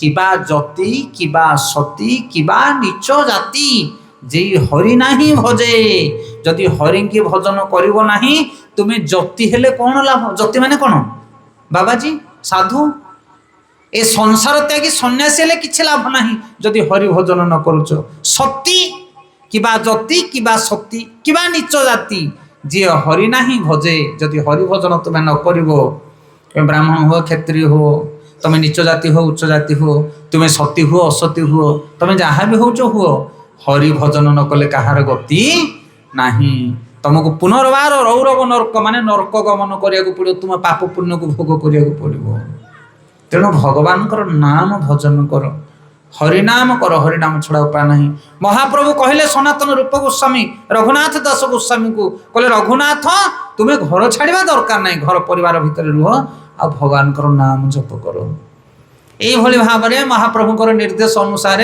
रघुनाथ आसिक कौन कले घरे भगवान नाम जप आरंभ कले किंतु ये चिंता करुता हृदय रे मते महाप्रभु ठकीदेले मते पुणी संसार भितर छाड़ी देकी पलि गले मु महाप्रभु चरण मते दरकार केबे महाप्रभु मते ग्रहण करिवे ए संसार मते भल लागुनी काहाठू से शुणिले नित्यानंद कृपा हेले तुमको चैतन्य ग्रहण करेंगे कारण नित्यानंद होचंदी किए गुरु तत्व आ चैतन्य महाप्रभु होचंदी भगवान गुरुंकर कृपा न हेले भगवान को पाई परिबो नाही तेणु नित्यानंद महाप्रभु को भेटिया पई थरे से गले पुणी रघुनाथ कहले नित्यानंद कृपा हेले मते चैतन्य महाप्रभु ग्रहण करेंगे पानी हाटी बोली गोटे गाँ अच्छी नदिया नवद्वीप गंगा नदी कूल कौन गाँव ना पानी हाटी आउ सेठी नित्यानंद प्रभु तांकर पार्षद मान को लेकिन थांती नित्यानंद होचंदी बलराम संकर्षण स्वयं लक्ष्मण सी बलभद्र सी आउ ये कली जुगरे नित्यानंद रूप आसो जो रघुनाथ दास गोस्वामी देखिले दूर गोटे गछ मूल पत्थर उपर बस नित्यानंद मुखर किरण विकिरण सृष्टि होची देखिकी जापारे ये हूँ नित्यानंद देव आउ से दूर कौन कले लंबा है दंडवत कले आ पाखक गले ना যেତେବେଳେ ଦୂରରୁ ଦଣ୍ଡବତ କଲେ ନିତ୍ୟାନନ୍ଦ ପ୍ରଭୁଙ୍କ ପାଖରେ ଯୋଉ ନିକଟରେ ଲୋକମାନେ ଥିଲେ ସବୁ ତାଙ୍କ ପାର୍ଷଦ ମାନେ କହିଲେ ନିତ୍ୟାନନ୍ଦ ପ୍ରଭୁ ଦେଖ ଦେଖ କିଏ ଜଣେ ତମକୁ ପ୍ରଣାମ କରୁଛି। ନା କିଏ ସିଏ? ନା ସିଏ ରଘୁନାଥ। ନା ଓ ରଘୁନାଥ ସିଏ, କାରଣ ନିତ୍ୟାନନ୍ଦ ଜାଣିଥିଲେ ଇଏ ଚୈତନ୍ୟ ମହାପ୍ରଭୁଙ୍କର ବଡ ଭକ୍ତ। ସେ କହିଲେ ତାକୁ ଚୋରକୁ ଭିଡ଼ି ଆଣ, ଚୋରକୁ ଭିଡ଼ି ଆଣ, ଦଣ୍ଡ ଦେବା ଏଠି। ଆଉ ନିତ୍ୟାନନ୍ଦଙ୍କର ସବୁ ପାର୍ଷଦ ମାନେ ଗଲେ ତାଙ୍କୁ ରଘୁନାଥ ଦାସ ସ୍ୱାମୀକି ଭିଡ଼ିକି ଆଣିଲେ। ସିଏ ଆସୁନଥିଲେ, କହିଲେ ନା ମୁଁ ନିତ୍ୟାନନ୍ଦ ପ୍ରଭୁଙ୍କ ପାଖକୁ ଯିବିନି, ମତେ ଡର ମାଡୁଛି। ତାଙ୍କୁ ଭିଡ଼ି ଭିଡ଼ି ନେଇକି ଆସିଲେ। ନିତ୍ୟାନନ୍ଦ କହିଲେ ତୁମେ ଚୋରି କରିଛ, ମୋ ସମ୍ପତ୍ତି କି ତମେ ଚୋରି କରିଛ, ତମକୁ ଦଣ୍ଡ ଦିଆଯିବ। କଣ ୟାଙ୍କ ସମ୍ପତ୍ତି ଚୋରି କରିକି ନେଇଗଲେ? ନିତ୍ୟାନନ୍ଦ କହୁଛନ୍ତି ମୋ ସମ୍ପତ୍ତି ହଉଛନ୍ତି ଗୌରାଙ୍ଗ। ହରିବୋଲ। ମୋର ଧନ ହଉଛନ୍ତି ଗୌରାଙ୍ଗ, ଆଉ ସେଇ ଗୌରାଙ୍ଗକୁ ତମେ ହୃଦୟରେ ବାନ୍ଧିକି ରଖିଛ। ହେ ରଘୁନାଥ, ଏତେ ବଡ଼ ଧନୀ ଘରର ପିଲା ହେଇ ମଧ୍ୟ ତମ ହୃଦୟରେ କାମନା ବାସନା ନାହିଁ, ତମ ହୃଦୟରେ ତୁମେ ଗୌରାଙ୍ଗ ସ୍ମରଣ କରୁଛ। ମୋ ସମ୍ପତ୍ତି ହଉଛନ୍ତି ଗୌରାଙ୍ଗ। କାରଣ ଗୁରୁ କାହାକୁ ଭଜନ କରନ୍ତି? ଗୋବିନ୍ଦଙ୍କୁ ଭଜନ କରନ୍ତି। ଆଉ ଯୋଉମାନେ ଗୋବିନ୍ଦଙ୍କୁ ଭଜନ କରନ୍ତି ଗୁରୁ ସେମାନଙ୍କର ପ୍ରିୟ ହେଇଯାଆନ୍ତି। ଗୁରୁ ତମର ଧନ ଦେଖନ୍ତିନି। ଗୁରୁଙ୍କୁ ଧନ ଦେଖେଇକି ତମେ ଆକୃଷ୍ଟ କରିପାରିବ ନାହିଁ, ଗୁରୁଙ୍କୁ ଜ୍ଞାନ ଦେଖେଇକି ଆକୃଷ୍ଟ କରିପାରିବ ନାହିଁ। ଗୁରୁ ତମ ଭଜନରେ ସନ୍ତୁଷ୍ଟ ହୁଅନ୍ତି, କାରଣ ଗୁରୁ ଭଜନ କରିବା ବାଲା। ଯସ୍ୟ ପ୍ରସାଦୋ ଭଗବତ ପ୍ରସାଦୋ, ଯସ୍ୟ ପ୍ରସାଦୋ ନଗତି କୁତୋପି, ଯସ୍ୟ ପ୍ରସାଦୋ ଭଗବତ ପ୍ରସାଦୋ, ଯସ୍ୟ ପ୍ରସାଦୋ ନଗତି କୁତୋପି, ଧାୟଂସ୍ତୁଭଂস্তସ୍ୟ యశశ్రీ సంధ్యా వందే గురు శ్రీ చరణారవింద।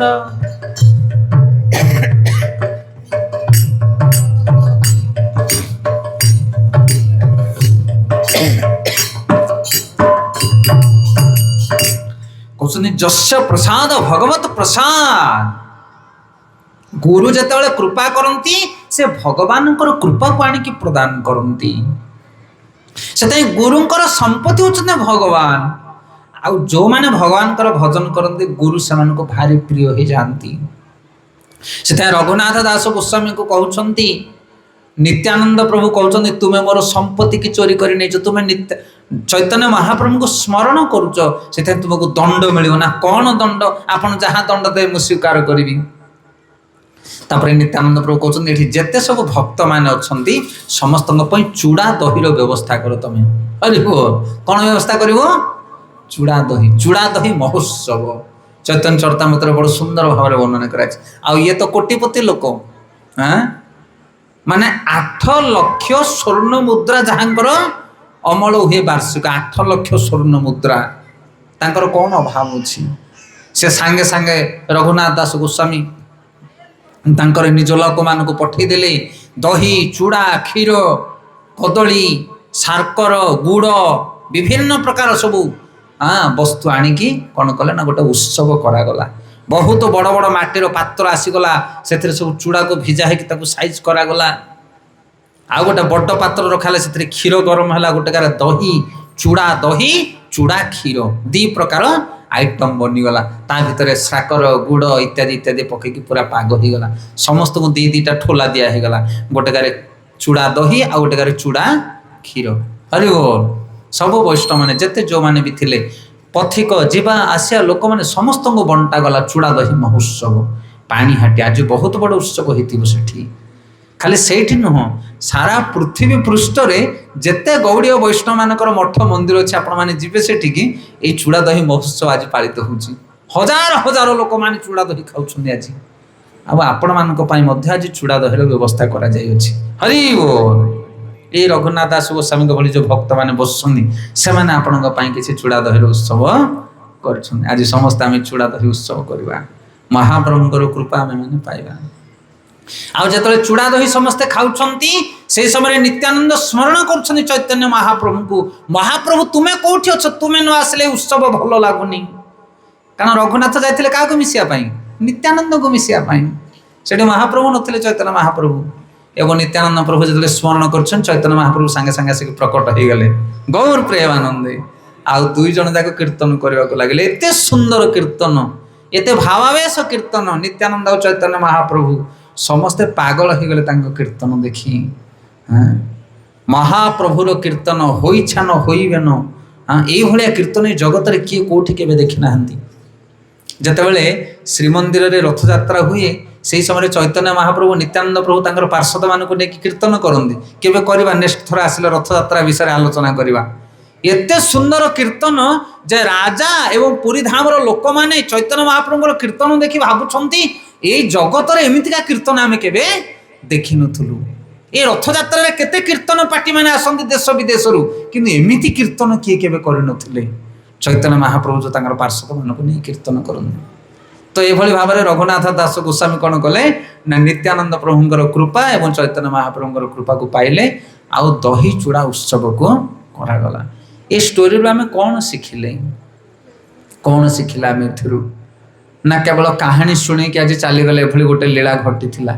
ନା ଏଥିରୁ ଶିକ୍ଷା ହେଉଛି ଏହା କି ଆମ ଘରେ, ଆମ ପରିବାରରେ, ଆମ ସମ୍ପତ୍ତି, ଆମର ପ୍ରତିପତ୍ତି, ଆମ ଧନ ଧାନ୍ୟକୁ ନେଇ ଆମେ ଗର୍ବିତ ହେଇକି ଅଛେ, କିନ୍ତୁ ଏଥିରେ ସୁଖ ନାହିଁ। ପ୍ରକୃତ ସୁଖ କୋଉଠି ଅଛି?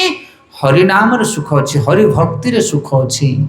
ସେଥିପାଇଁ ପୂର୍ବ ଇତିହାସକୁ ଯଦି ଆମେ ଦେଖିବା, ଯେଉଁମାନେ ସାଧୁସନ୍ଥ ପାଲଟିଛନ୍ତି, ଯେଉଁମାନେ ଭଗବାନଙ୍କୁ ପାଇଛନ୍ତି, ସେମାନେ ଧନ ସମ୍ପତ୍ତି ଏସବୁ ଜିନିଷକୁ ବୈରାଗ୍ୟ ବା ତ୍ୟାଗ କରିଛନ୍ତି।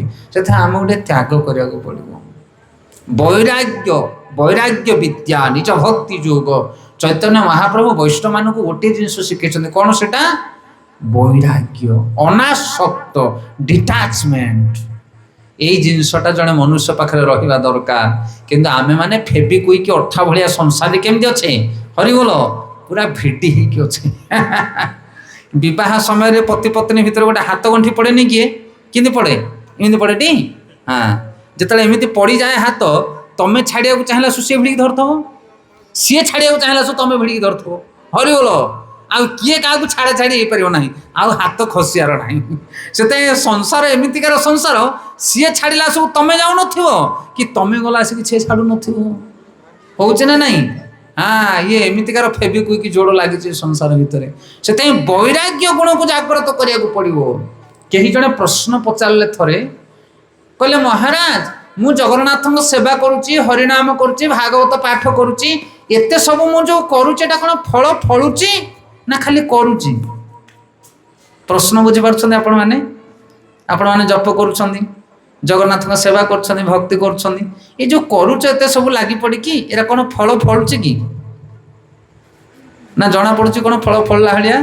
କାହିଁ ଆଜ୍ଞା, ଆମେ ତ କିଛି ଜାଣିପାରୁନୁ, ଖାଲି ଜପୁଛୁ, ମଠକୁ ଯାଉଛୁ, ସୋମବାର ଉପବାସ କରୁଛୁ, ଲୋକେ କରୁଛନ୍ତି, ଆମେ ବି କରୁଛୁ, କାହିଁ କିଛି ଜଣା ତ ପଡ଼ୁନି। ତ ସେ ପଚାରୁଛନ୍ତି ସନ୍ନ୍ୟାସୀଙ୍କୁ କି ମୁଁ ଏ ଯେଉଁ କରୁଛି ଭକ୍ତି, ଏଇଟା ହଉଛି ନା ନାହିଁ ମୁଁ କେମିତି ଜାଣିବି? କାମ କରୁଛି ନା ନାହିଁ? ହରିନାମଟା କାମ କରୁଛି ନା ନାହିଁ? ମୋର ଭୋଗ, ମୋର ନିବେଦନ, ମୋର ପ୍ରାର୍ଥନା, ମୋର ପୂଜା, ୟାକୁ ଜଗନ୍ନାଥ ଗ୍ରହଣ କରୁଛନ୍ତି ନା ନାହିଁ ମୁଁ କେମିତି ଜାଣିବି? ଲକ୍ଷଣ କ'ଣ ବୁଝିପାରୁଛନ୍ତି? ତାପରେ ସାଧୁ ଗୋଟେ ବଢ଼ିଆ କଥା କହିଲେ ଦେଖ ବାପା, ତୁମର ଭଜନ କାମ କରୁଛି ନା ନାହିଁ କେମିତି ଜାଣିବ?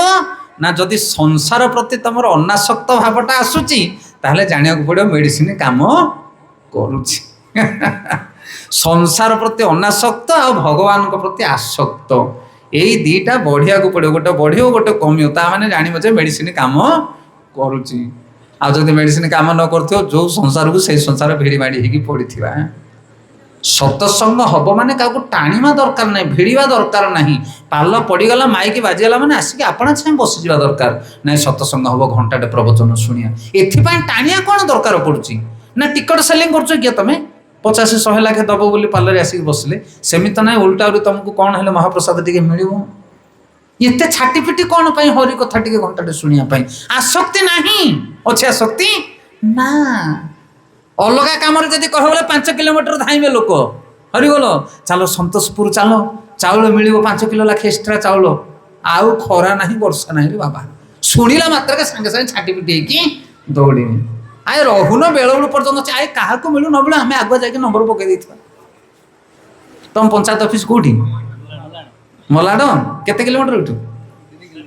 3 କିଲୋମିଟର। କ'ଣ ବୁଝିପାରୁଛ ନା ନାଇଁ କହିବା କଥା?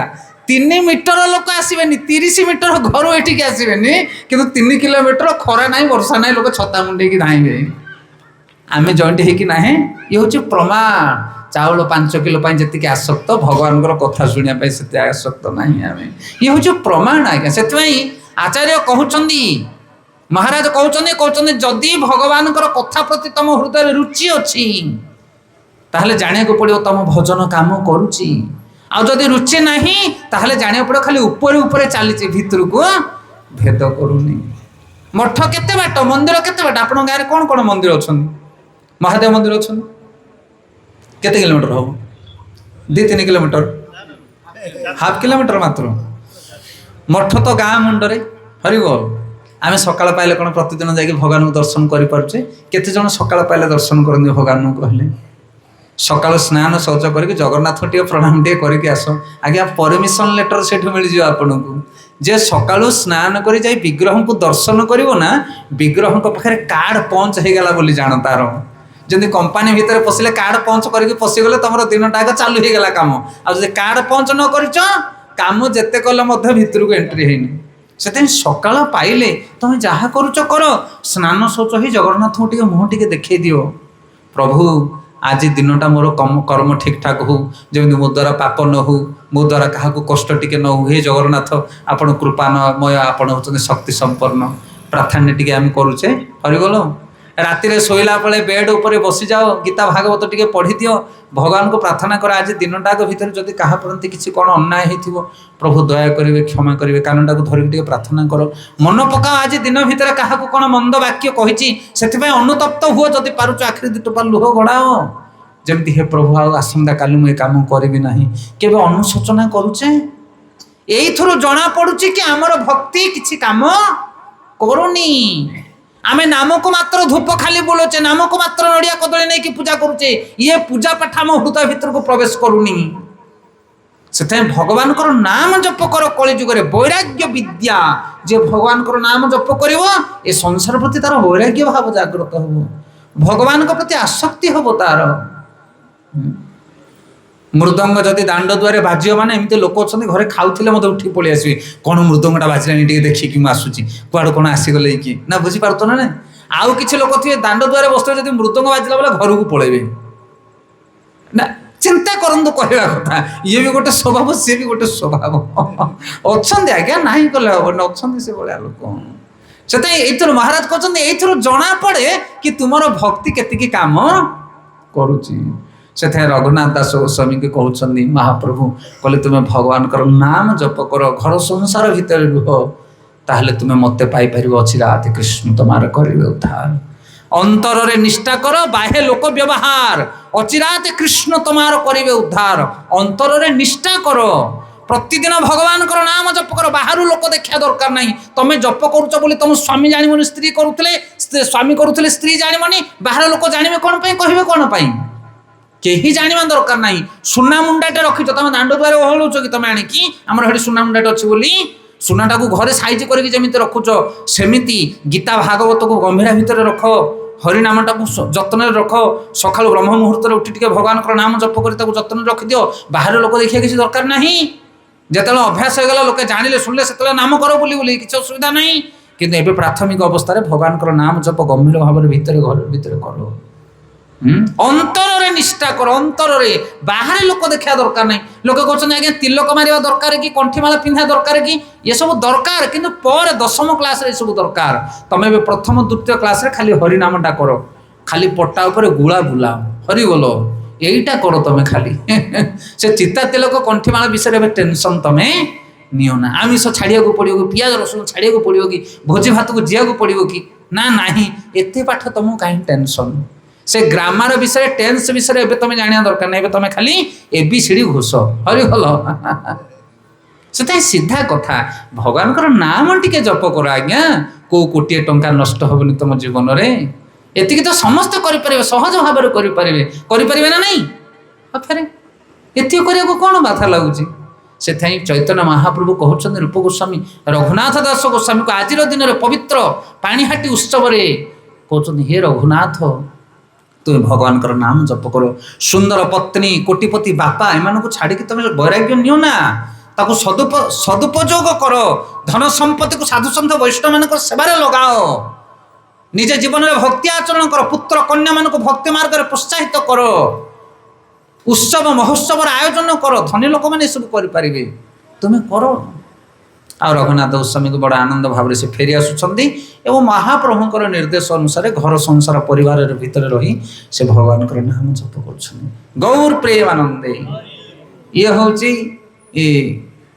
पाणीहाटीर चूड़ा दही महोत्सव ये प्रसंग ये आम रखा खाली ये गोटे उत्सव नुह आज आउ गोटे उत्सव घटी कौन जानते गत काली थिला एकादशी जानते आपण मैंने गत काली एकादशी की एकादशी पांडव निर्जला एकादशी माने ये एकादशी पानी पिंदिनी भक्त माने पांडव निर्जला एकादशी ये महिमा विषय टी कहवा रुक्मिणी विवाह हेले पांडव निर्जला एकादशी कौन युधिष्ठिर महाराज पचारुंट भगवान कृष्ण को आ भगवान उत्तर दौरान एकादशी महिमा ये पांडव निर्जला एकादशी विषय पचारुंट युधिष्ठिर महाराज कहते हे भगवान कृष्ण कहल कहल देखी ये जो उत्सव ये जो आसूची निर्जला उपवास ये कौन ये एकादशी महिमा कौन भगवान कहते ये एकादशी विषय मु कहबिनी किए कहे व्यासदेव कहे व्यासदेव सेठारे उपस्थित थिले बर्तमान व्यासदेव कहते उपवास विषय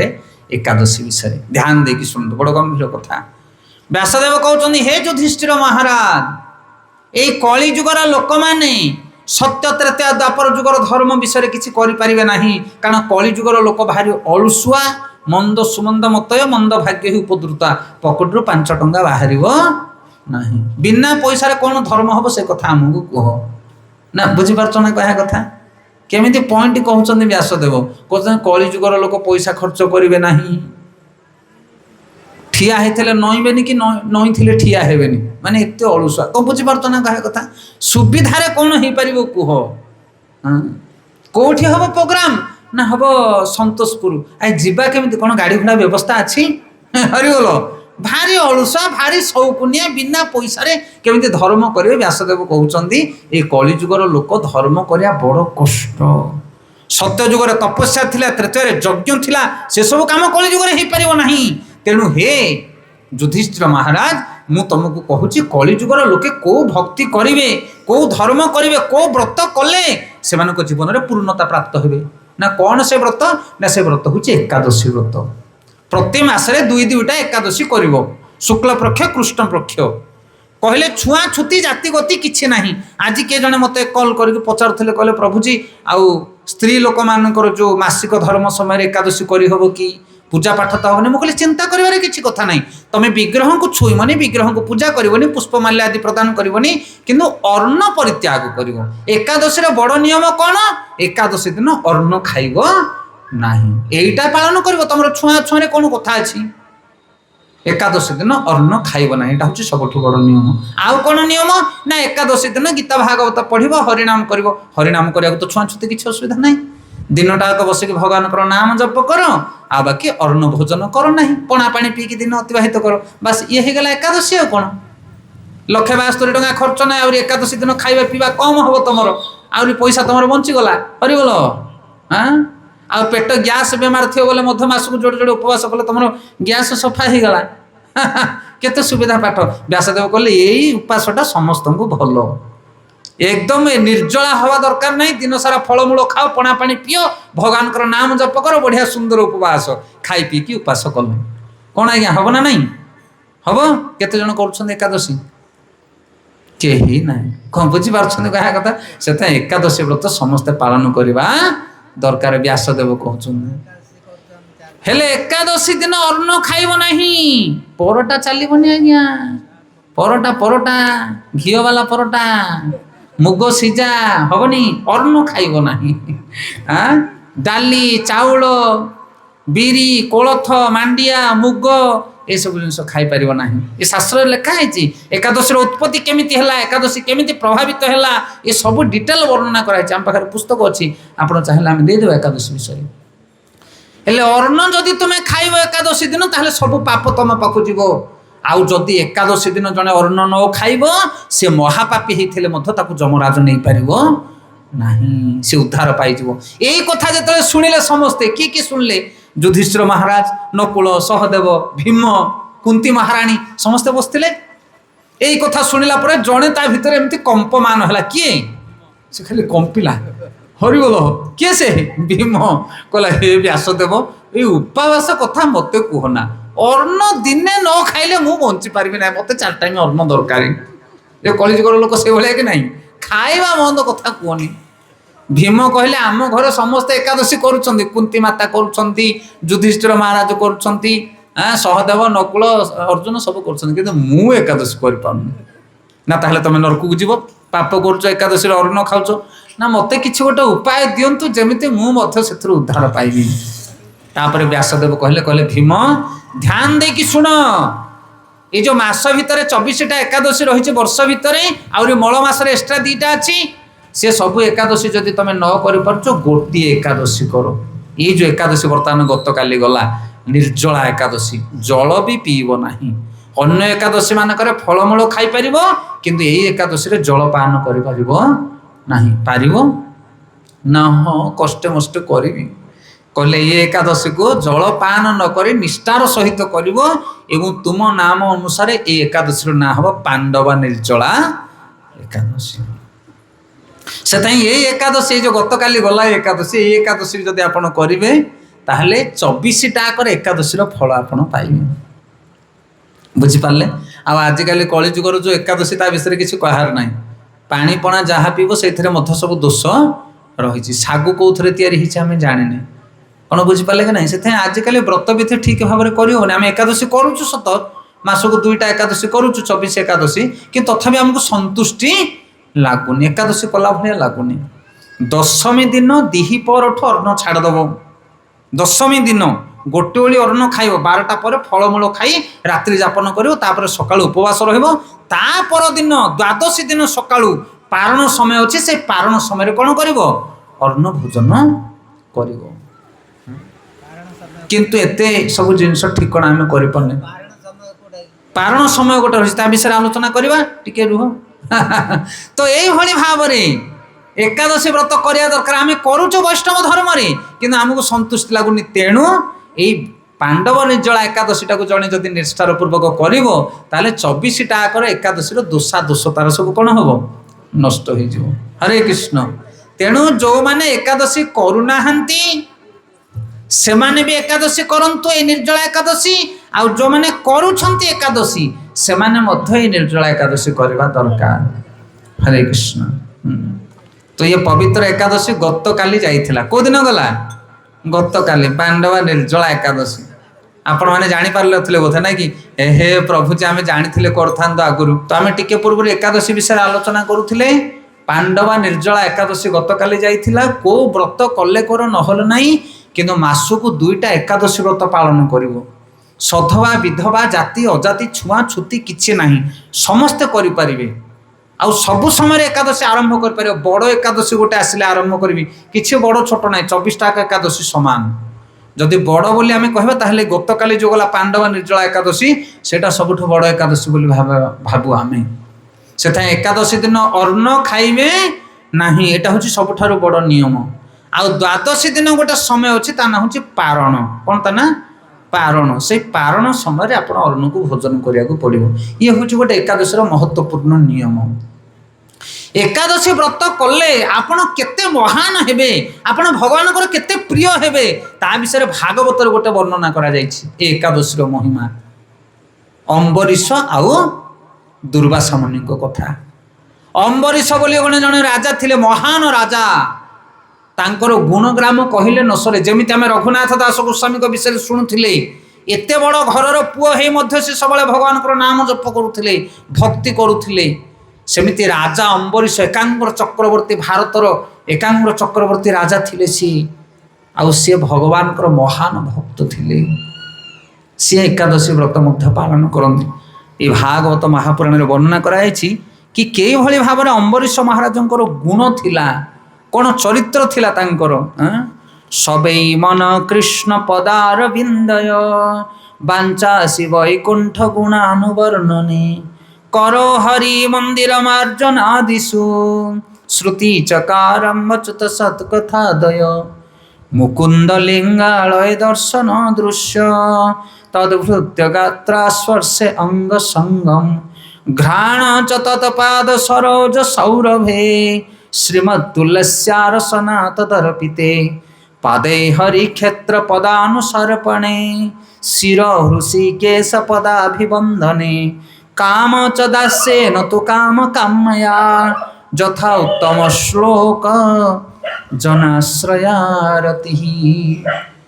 ये अम्बरीश महाराज कौन करुथिले ना तांकर समस्त इंद्रिय मानकर भगवान को सेवा करुथिले। सबे मन कृष्ण पदारविंदय बांचासी वैकुंठ गुणानुवर्णन से मुखरे सबले हरिंकर गुणगान करुथिले। आमे कोन हरिंकर गुणगान करुछे कि से गीता भागवत पढ़ भगवान को गुणगान कर। हे प्रभु जगतर नाथ जगन्नाथ आपण को छड़ा जगतर नाथ केही नाहंती समस्ते अनाथ आपण को जे नाथ बने से सनाथ ही पारिबो। हरिंकर गुणगान करो ताहले आपणकर हृदय परिवर्तन हो। बांचासी वैकुंठ गुणानुवर्णन करो हरिमंदिर मार्जनादिषु। हातरे कौन करुले सेना हरिंकर मंदिर सफा करुले। घरे छोटिया अल्टरटे रखिबो जगन्नाथ बलदेव सुंदर फटोटे रखिबो। सकाळे फूल धूप टिके दब बेल बेलू से फूल टिके बाहर कर दो। गोटे छोट कपड़ा रखिथबो से कपड़ा रे पोछि दउथबो पानी ग्लास रखिथबो सकाळे संध्यारे चेंज करथिबो। ये हला मंदिर मार्जन आदौ। आमे सेना श्रीमंदिर जाके झाड़ू करि परिबा नहीं किंतु आम घरे छोटिया जगन्नाथ विग्रहटी रखि ताकु सफा करि परिबा। सेते ये जो थिले अम्बरीश महाराज ये प्रतिदिन भगवान को सेवा करुथिले। एते बड़ राजा काहाकु सेबारे लगो नथिले। आज तो आम घरे कि आम गाँव में जदि मंदिर अच्छी बोले आम पूजारी लगे दौचे जे 10,000 निये तू घंटी बाड़ी की जाहारी। सब मंदिर मानक लोके कंप्लेन कर आज्ञा पूजारी माने सेवा करूना कचरा है पड़ुचे मंदिर फूल गछरे पानी दौना विग्रहंकर ड्रेस चेंज करूना परिष्कार करूना। आहे केते टंका दौच तमे पूजारी की केते टंका दौच हिसाब करी गोटी। गोटे गाँव रे गोटे मंदिर तमे 500 लोक रहुच कहीं प्रतिदिन गोटे लोक जाकि झाड़ू मारुन मंदिर टाकू। से पूरा जगतरनाथ जगन्नाथंकर मंदिर तुम घर टाक दिन को 4 थर तुम झाड़ू मारुछटी आ तुम जाकि मंदिर झाड़ू मारले कौन कि गेट बंद कर दूछ तुमको। आमे सेवा करिया वाला नुह। आमे खाली धूप लगे देखिए मुंडिया मारदवा आमको टंका मिल जाऊ मो नातुनीर खास भल हो जाऊ मो पु गोटे भल झील मिल जाऊ खाली दीप लगे देखिए मुंडिया मारदे पड़े यही तो आम करुचे ना। भगवान को सेवा करो ताको मंदिर सफा करो फूल तोलिक पूजारी की दियो तुम्हें जाइए परिष्कार परिच्छन्न कर दियो। मंदिर आमर गौरव आम गाँव आम जातिर आम वंशर मर्यादा होचे मंदिर। किंतु आजिकल मंदिर को कहीं जाऊना जदि जीवे नड़िया कदली नहीं पूजारी दे 10 टका देकी मुंडिया मारदे पलि आसबे। गोटे गोटे असनाटे पड़े कहीं उठौना करछे कि ना। तो ये ये जो थिले राजा महाराजा एत बड़ प्रतापशाली राजा से प्रतिदिन भगवान को सेवा करुले। आखिरी विग्रहंकर दर्शन करुले। आपण अभ्यास करंतु प्रतिदिन जाइए भगवान विग्रह को 5 मिनिट देखिए 2 मिनिट अनेक रुहतु विग्रह को आम ग्यारंटी दौच आपण आखि खराब जिनस आड़े जीवनी। जो मैंने अन्यर धन प्रति अन्यर नारी प्रति जहाँ आखि टाणी होगी पलाऊँची ए आखि की रखी पारना से माने वृद्ध बयस हेले लोलुप्य कामासक्त जो पुरुष माने से माने आखि की जदि शुद्ध करने चाहूच तुम प्रतिदिन जगन्नाथ को 10 मिनिट अनाओ। तुम्हें जगन्नाथ को अपलक दृष्टि खाली अनेक रुह तापर देखो तुम आखि केमिति शुद्ध हो। जो मानक जीवन चिकेन मटन खायापी इच्छा कर सब फास्ट फूड खाई खाई पेट बेमार है जीव चाहूँचे आहरी चटपटी जिनस खाइबी से माने प्रतिदिन महाप्रसाद खाइबा अभ्यास करो। प्रतिदिन तुलसी जल टिके पान कर प्रतिदिन जगन्नाथ चरण तुलसी टिके आनिक पाटे पकाओ देखे किछि दिन पर माछ मांस तुमको स्वाद लगनी। ये हूँ मेडिसिन आज्ञा। प्रतिदिन जगन्नाथ चरण में दि जाए फूल को आनिक नाकर आघ्राण कर नाकरे आघ्राण कर तुम हृदय शुद्धिकरण हो। लिखा हो कथा अम्बरीश महाराज एभली करुले। नासारे भगवान को चरणर पादर तुलसी को आघ्राण करुले। भक्त मान संगे कीर्तन करुले भक्त मान को आलिंगन करुले। यही भाव में निजर तन मन शरीर इंद्रिय मान को भगवान को सेवारे से लगे एत शुद्ध वैष्णव थे। थरे ये जो राजा बड़ सुंदर भाव में एकादशी व्रत पालन कर एकादशी परदिन द्वादशी आउ से द्वादशी दिन आसिक पहुँची गले किए घरे दुर्वासा मुनि। दुर्वासा मुनि जड़े महान ऋषि। दुर्वासा होती शिवंकर अंश अवतार महाक्रोधी तमगुणी होती से ऋषिवर ଟିକକୁ ରାଗିଯିବେ, ମହାକ୍ରୋଧ, କ୍ରୋଧ ପାଇଁ ପ୍ରଖ୍ୟାତ ହେଉଛନ୍ତି ସେ ବିଖ୍ୟାତ। ହେଲେ ଯେତେବେଳେ ଆସିକି ଅମ୍ବରୀଶ ମହାରାଜଙ୍କ ରାଜ୍ୟରେ ପହଞ୍ଚିଗଲେ, ଅମ୍ବରୀଶ କହିଲେ ମହାରାଜ ଆମର ଭାରି ସୌଭାଗ୍ୟ, ଆପଣ ଆସିକି ପଧାରିଲେ ଦ୍ୱାଦଶୀରେ। ଦ୍ୱାଦଶୀରେ ବୈଷ୍ଣବ ସାଧୁମାନଙ୍କୁ ଭୋଜନ ଦିଆଯାଏ, ଆଉ ଆପଣ ସ୍ନାନ କରିକି ଆସନ୍ତୁ, ଆମେ ଆପଣଙ୍କୁ ଭୋଜନ ଦେବା। ଦୁର୍ବାସା ମୁନି ଭାବୁଛନ୍ତି ଆଜି ପରୀକ୍ଷା କରିବି ଅମ୍ବରୀଶ ମହାରାଜଙ୍କୁ, ଏଡ଼େ ବଡ଼ ରାଜା ହେଇକି ମଧ୍ୟ ଇଏ କ'ଣ ଭକ୍ତି କରୁଛି? ସତରେ ଆ ହୃଦୟରେ କ'ଣ କାପଟ୍ୟତା ନାହିଁ, ନା ଲୋକ ଦେଖାଣିଆ ଭକ୍ତି କରୁଛି ଏ ରାଜା? ଆଜି ଆକୁ ପରୀକ୍ଷା କରିବି। ହେଲେ ଦୁର୍ବାସା ମୁନି ଜାଣି ଜାଣିକି ବିଳମ୍ବ କଲେ, ଆଉ ଗାଧେଇକି ଶୀଘ୍ର ଆସିଲେନି। ସେ ଦେଖୁଥାନ୍ତି ପାରଣ ସମୟ କେତେବେଳେ ଗଡ଼ିଯିବ, ତାପରେ ମୁଁ ଯାଇକି ପହଞ୍ଚିବି। ଆଉ ଯଦି ରାଜା ଅନ୍ନ ଭୋଜନ କରିଦେବ, ଅତିଥିକି ସ୍ୱାଗତ ନ ଜଣେଇ, ତାହେଲେ ଅପରାଧ ହବ ତାର, ବିଷ୍ଣୁ ଅପରାଧ ହେଇଯିବ, ଅତିଥି ଦେବ ହବ। ଏଣେ ପାରଣ ସମୟ ଯଦି ଗଡ଼ିଯିବ, ଅନ୍ନ ନ ଖାଇବ, ତାହେଲେ ବିଷ୍ଣୁ ଅପରାଧୀ ହବ। କାରଣ ଏକାଦଶୀ ପରଦିନ ଦ୍ୱାଦଶୀ, ଦ୍ୱାଦଶୀରେ ପାରଣ ସମୟରେ ଅନ୍ନ ଖାଇବାକୁ ପଡ଼ିବ, କାରଣ ବ୍ରତକୁ ସମାପନ କରାଯାଏ ସେହି ସମୟରେ। ବ୍ରତ ସମାପନ ନ କଲେ ଦୋଷ ଲାଗିବ। କ'ଣ କରିବ ରାଜା ଦେଖିବା। ଦୁର୍ବାସା ମୁନି କ'ଣ କରୁଛନ୍ତି, ବିଳମ୍ବରେ ଆସିକି ପହଞ୍ଚୁଛନ୍ତି। ଏହି ସମୟରେ ଅମ୍ବରୀଶ ମହାରାଜ ଆଗକୁ ପଛକୁ କହୁଛନ୍ତି କ'ଣ କରିବି, କ'ଣ କରିବି। ସାଧୁ ସନ୍ଥମାନଙ୍କୁ ପଚାରିଲେ ମୁଁ କ'ଣ କରିବି, ବ୍ରତ ସମାପନ କରିବାକୁ ମୋତେ ପଡ଼ିବ, ଏଣେ ଅତିଥି ଅଛନ୍ତି ମୋ ପାଖରେ, ମୁଁ କ'ଣ କରିବି। ତାଙ୍କର ଯେଉଁ କୂଳ ଗୁରୁ ଆଜି ଥିଲେ ସେମାନେ କହିଲେ ଦେଖ, ଗଣ୍ଡୁସେ ମାତ୍ରେଣ ଜଳ ନେଇ ତୁମେ ତୁଳସୀ ଟିକେ ଆଗ୍ରାହନ କର, ସେଟା ଖାଇବା ଆଉ ନ ଖାଇବା ସଙ୍ଗେ ସମାନ ହବ। ତ ଏଥର ରାଜା କ'ଣ କଲେ ନା, ଗଣ୍ଡୁସେ ଜଳ ତୁଳସୀ ଟିକେ ନେଇକି ଯେମିତି ପାନ କରିଛନ୍ତି, ସେହି ସମୟରେ ଦୁର୍ବାସା ମୁନି ଆସିକି ହାବୁଡ଼ି ଗଲେ, ଆଙ୍ଗୁଠି ଦେଖେଇ କହିଲେ ରାଜା, ଧର୍ମବନ୍ତ ରାଜା ହେଇଛୁ ତୁ, କାପଟ୍ୟତା ଅଛି ତୋ ପାଖରେ, ଧର୍ମ ଅଧର୍ମ ବିଚାର ନାହିଁ ତୋର। ମୋ ଭଳି ଜଣେ ଋଷି ଅତିଥି ତମ ଘରେ ଥାଉ ଥାଉ ମତେ ପ୍ରସାଦ ନ ଦେଇ ତୁ ପ୍ରସାଦ ଭୋଜନ କଲୁ ପ୍ରଥମେ, ତୋର ସବୁ ଧର୍ମ ନଷ୍ଟ ହେଲା। ସାଙ୍ଗେ ସାଙ୍ଗେ କ୍ରୋଧିତ ହେଇଗଲେ ଦୁର୍ବାସା, ଜଟାରୁ ଗୋଟେ କେଶକୁ ବାହାର କଲେ, ସେ କେଶକୁ ତଳେ ଛିଞ୍ଚାଡ଼ି ପକେଇଦେଲେ, ଫିଙ୍ଗିଦେଲେ। ସାଙ୍ଗେ ସାଙ୍ଗେ ଗୋଟେ ବିଶାଳ ଅସୁର ବାହାରିଲା, ତା ନାଁ ହେଉଛି କୃତ୍ୟା। ଦୁର୍ବାସା କହିଲେ ସାଙ୍ଗେ ସାଙ୍ଗେ ରାଜାକୁ ବର୍ତ୍ତମାନ ବିନାଶ କରେ କୃତ୍ୟା। ଅସୁରକୁ ଆଦେଶ ଦେଲେ, କହିଲେ ରାଜାକୁ ତୁ ବିନାଶ କରେ। ରାଜା ବର୍ତ୍ତମାନ ହାତକୁ ଯୋଡ଼ିଦେଲେ, ଆଉ ଅସ୍ତ୍ରଶସ୍ତ୍ର ଉଠେଇଲେନି। ହାତକୁ ଯୋଡ଼ିକି ପ୍ରାର୍ଥନା କଲେ, କହିଲେ ହେ ଋଷିବର, ଯଦି ମୋର କିଛି ଭୁଲ ହେଇଛି ଆପଣ ଯାହା ଦଣ୍ଡ ଦେବେ ମୁଁ ତାହା ସ୍ୱୀକାର କରିବି। ହାତକୁ ଯୋଡ଼ିକି ଆଖିକି ବନ୍ଦ କରିକି ଠିଆ ହେଇଗଲେ। କିଏ ଠିଆ ହେଲେ? ଅମ୍ବରୀଶ ମହାରାଜ। ଆଉ ବିଶାଳ ଅସୁର ତାଙ୍କ ଆଡ଼କୁ ଦୌଡ଼ି ଆସୁଛି କୃତ୍ୟା ମାରିବା ପାଇଁ। ଏହି ସମୟରେ ସୁଦର୍ଶନ ତତ୍କ୍ଷଣାତ୍ ଆସି ସେ କୃତ୍ୟାର ବେକକୁ ଖଣ୍ଡନ କଲା, କାଟି ପକାଇଲା ଅସୁରକୁ। ଆଉ ସୁଦର୍ଶନ ଗୋଟିଏ ସୂର୍ଯ୍ୟର ତେଜକୁ ପ୍ରକାଶିତ କରି ସେ ଦୁର୍ବାସା ମୁନିଙ୍କ ପଛରେ ଦୌଡ଼ିବାକୁ ଲାଗିଲା। ଦୁର୍ବାସା ଦୌଡ଼ିଲେ, ଜଟାଜୁଟ ତାଙ୍କର ପଡ଼ିଲା ଭଳି। ହରିବୋଲ। ଦୁର୍ବାସାଙ୍କର ଆଉ କଥା କହିଲେ ନ ସରେ, ଏଡ଼େ ବଡ଼ ଋଷି, ଯେଉଁ ଟାଣ ଥିଲା, ଗର୍ବ ଅହଙ୍କାର ଥିଲା, ଏ ସୁଦର୍ଶନକୁ ଦେଖି ଦୌଡ଼ିଲେ। ସେ ସୁଦର୍ଶନ ତାଙ୍କ ପଛରେ ଗୋଡ଼େଇ ଥାଏ, ମହାତେଜ ରାଶି ସୁଦର୍ଶନ। ଯାଇକି ବ୍ରହ୍ମାଙ୍କ ପାଖରେ ପହଞ୍ଚିଲେ ଦୁର୍ବାସା, କହିଲେ ବ୍ରହ୍ମା ମୋତେ ରକ୍ଷା କର, ସୁଦର୍ଶନ ଗୋଡ଼େଇଛି ମୋ ପଛରେ। ନା ମୋ ପାଖକୁ ଆସନି, ବ୍ରହ୍ମପୁର ମଧ୍ୟ ନଷ୍ଟ କରିଦ, ତମେ ଚାଲିଯାଅ ଏଠୁ। ନା କୁଆଡ଼େ ଯିବି, ନା କୈଳାସକୁ ଯାଅ। ତାପରେ ଦୁର୍ବାସା ଯାଇକି କୈଳାସପୁରରେ ପହଞ୍ଚିଲେ ଶିବଙ୍କ ପାଖରେ। ଶିବ କହିଲେ ମୁଁ ତାର ପ୍ରତ୍ୟସ୍ତ୍ର କିଛି କରିପାରିବିନି, ତମେ ବୈଷ୍ଣବ ଅପରାଧ କରିଛ, ବିଷ୍ଣୁ ଭକ୍ତ ଚରଣରେ ଅପରାଧ କରୁଛ, ଯାଅ ଯାଅ, ଛାଡ଼ି ଚାଲି ଯାଅ ଏଠୁ। ଦୁର୍ବାସା ସେଇଠୁ ବାହାରିକି ଆସିଲେ। କୁଆଡ଼େ ଗଲେ? ବିଷ୍ଣୁଙ୍କ ପାଖକୁ ଗଲେ, ଯାହାଙ୍କର ଚକ୍ର। କହିଲେ ହେ ପ୍ରଭୁ ନାରାୟଣ, ଆପଣ ଚକ୍ରକୁ ଶାନ୍ତ କରନ୍ତୁ, ମୋତେ କାଟିବା ପାଇଁ ଦୌଡ଼ିଛି ସେ, ନା ମୋ ହାତରେ ନାହିଁ ଚକ୍ର।